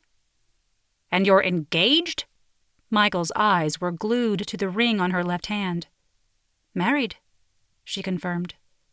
Michael shook himself, pressing his fingers to his temples and then making an explosive gesture. We broke up less than a week ago, and you're married? And pregnant, Ruhi nodded. Then she just decided to rip the Band-Aid off. I'm 6 weeks pregnant. Michael's mouth fell open. His jaw worked as though he were about to say more. Then he blinked and blinked again. Ruhi watched as Michael did the math in his head. She knew he'd carried the one when he took a step back from her, just like she'd assumed he would. There was a small part of her that had hoped he would have stepped up, not because she wanted to be with him, because she did want their child to have the chance to know their blood father. Don't worry, she said. You don't have to have any responsibility for this baby if you don't want it. My husband is an amazing man. He will be an amazing father. Wait. Michael held up his hands. Just wait a second. You're throwing all of this at me. You've known for at least a week that you're pregnant with my kid? Well, at least he wasn't denying parentage. That gained him a point in her favor. You've had the time to move and get married, but not call me to let me know that I'm... Michael looked from her face to her belly and back again. No matter how many times he traversed the track, he still couldn't manage to spit out his new title. Ruhi, this is a lot. You gotta give me at least a few minutes to process. Michael padded from one side to the other in his leather shoes. He flicked a few glances her way, then he closed his eyes and picked up the pacing again. Ruhi took a seat. He was obviously going to be at this for a minute, and she didn't blame him. It had taken her days to accept her condition, and that was in the midst of nausea. Thankfully, her morning sickness had only lasted a few days. Only a dull ache remained. She was sure that would be cured once she reconciled with her husband. But the ache was starting to get more urgent, more prickly, almost like it was stabbing her from the inside out. You know, the main reason I came here was because Doctors Without Borders has been trying to reach you, said Michael, but his voice sounded far away. You weren't answering your work or cell phone for the past few days. They reached out to me because they knew we were colleagues. They want you too. Ruhi didn't hear the rest of what Michael said. Her entire being focused in on the sharp pains radiating from her low back. Her brain had been foggy all night and morning, but as the symptoms mounted, her medical brain made a clear diagnosis of what was truly happening to her. Ruhi? The pain hit her so sharply that she doubled over and was panting for breath. It's the baby. Find my husband. Chapter 23. Sean paced up and down the tiled floors of the hospital's waiting room. Reed and Sarai sat in one set of chairs. Maggie and Eva sat across from them. They were all hunched over, worry heavy on their shoulders. Dylan, Fran, and Xavier were still at the ranch, but they checked in every half hour and planned to come over as soon as they got the chores done and the kids of the youth program back on the school bus. Dr. and Mrs. Patel sat on a couch pushed against a wall that faced the swinging doors where the doctors had taken Ruhi over 2 hours ago. Where everyone on the ranch knew the score of exactly what was between him and Ruhi, her parents were still clueless. Sean had had to explain the entire situation to them, from her pregnancy to the baby's true parentage, to the arrangement he'd made with Ruhi. He expected the Patels to be angry, upset, disappointed. They'd been surprised, most certainly, but not a single line of anger or betrayal wrinkled either of their facial features. Dr. Patel clapped Sean on the back and then gave his shoulder a squeeze. Mrs. Patel embraced him tightly and kissed him on his scarred cheek. Then they both retreated into the corner to wait. Michael stood looking out a window, sneaking not-so-discreet glances at his watch. Sean walked over to the man. "If there's someplace you need to be, don't let us keep you." Michael frowned as he put his hand in his pocket. "She didn't tell me, you know. I just found out. It's a life-altering event." Sean knew, but he hadn't hesitated when he'd figured out Ruhi's condition for himself. He'd stepped up, even though it wasn't his place. "I have other plans," Michael continued. "I'm not ready to be a father. Probably ever." At those words, Sean waited for the relief to rush through him. This would mean Michael would be out of their lives. Sean was glad for what that meant for his marriage. However, he didn't relish what that would mean for the innocent unborn child. "I don't want to be cast as the bad guy here," said Michael. "I'm just caught off guard and unprepared. I haven't had a chance to consider my options and make a plan."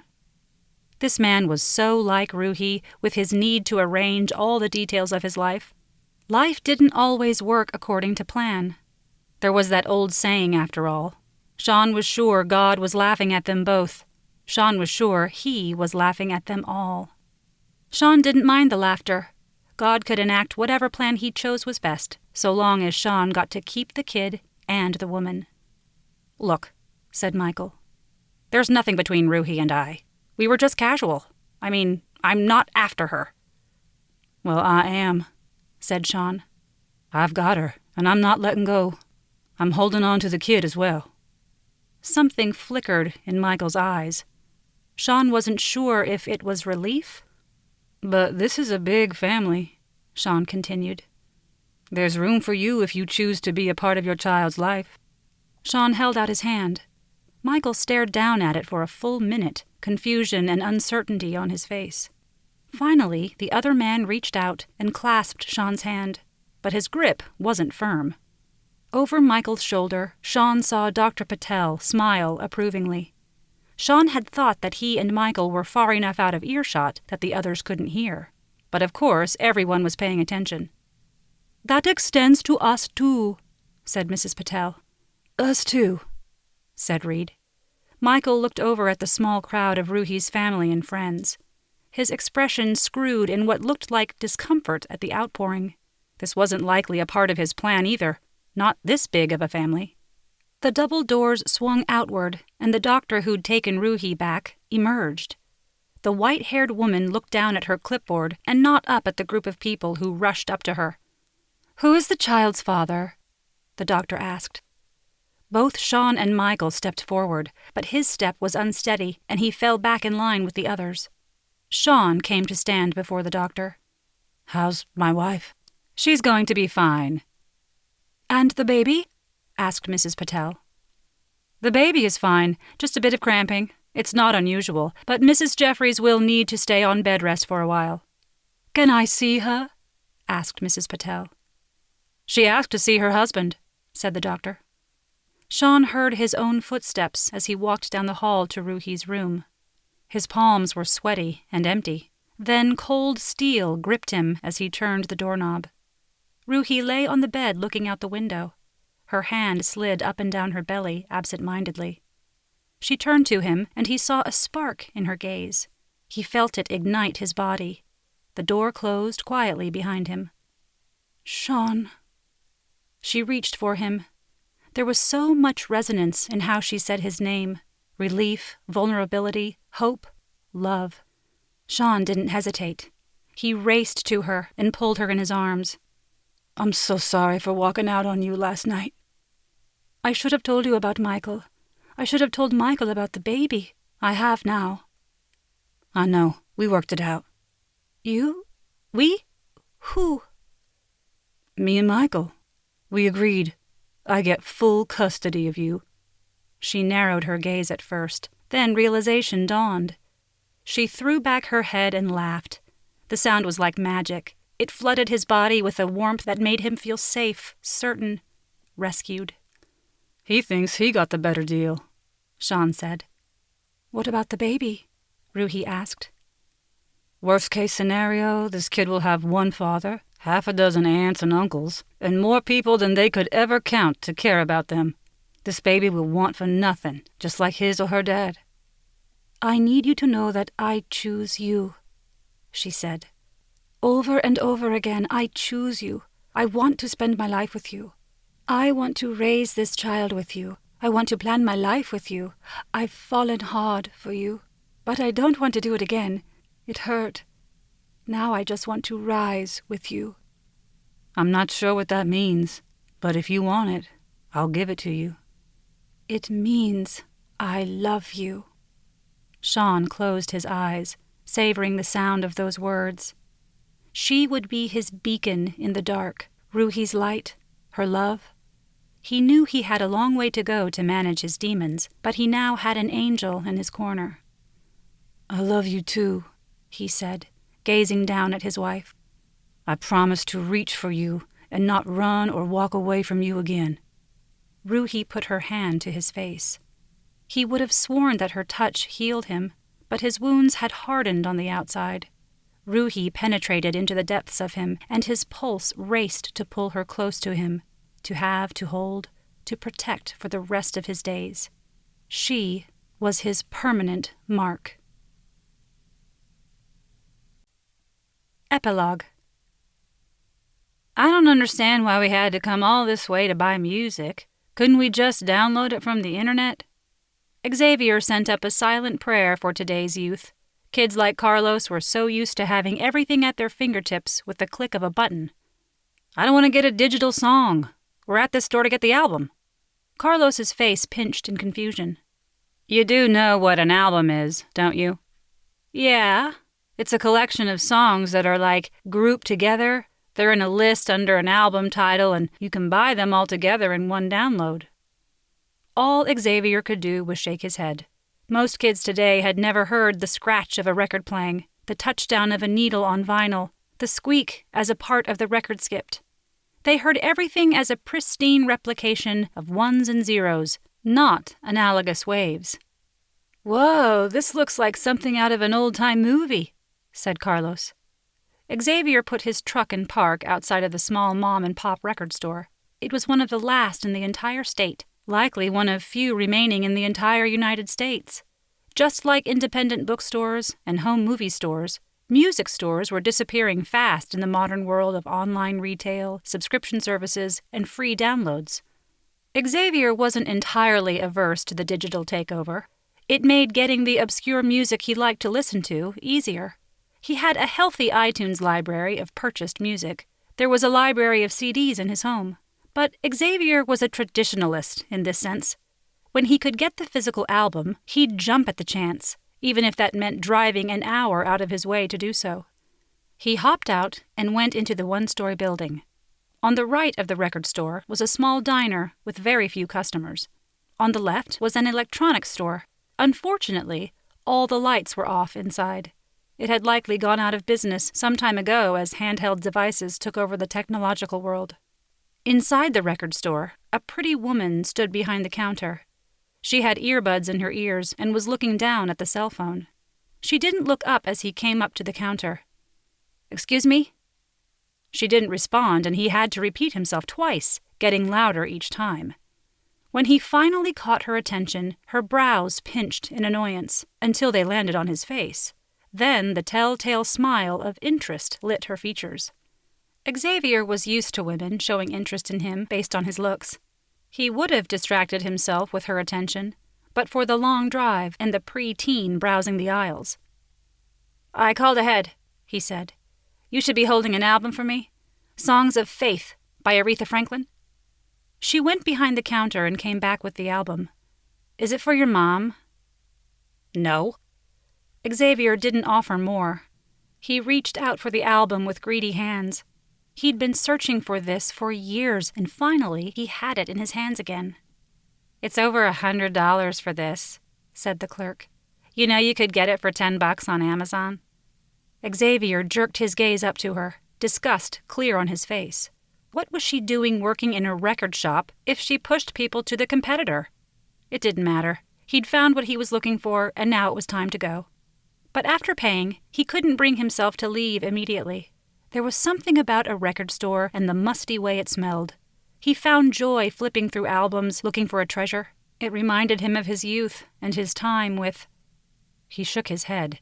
He didn't think about that time. Or her. Those memories were all in the past.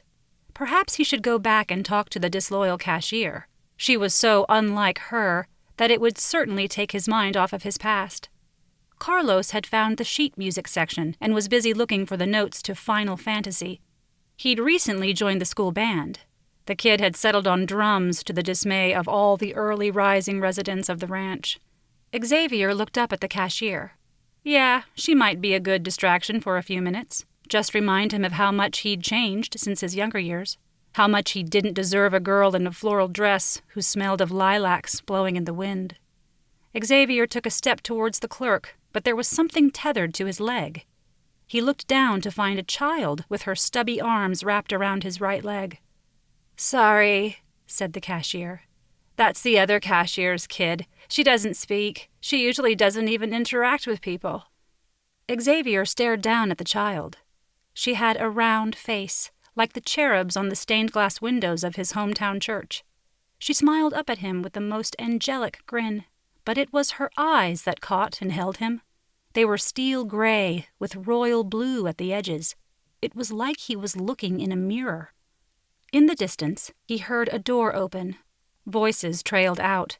One of the voices was filled with distress, but the tone of it was so familiar it brought memories he'd long tried to bury back to the surface. Xavier inhaled to push them away, and the smell of lilacs on the wind nearly knocked him over. "I'm sorry, Mr. Adams. It won't happen again. I'm looking for a new sitter for Alex now, and—" "Alex? Alex!" The little girl let go of Xavier's leg and raced over to the woman, calling out frantically. Once the woman saw the child, she breathed a sigh of relief and scooped the little girl into her arms. "Alexandra, where did you go? I told you to sit in the chair until Mommy finished her meeting." Alex grinned and pointed to Xavier, who was only standing because he was leaning against the rack of records. The sigh of relief that had just left the woman's mouth turned into a gasp of dismay when she met Xavier's gaze. "Xavier? Cassie?" He wasn't sure if he said her name aloud.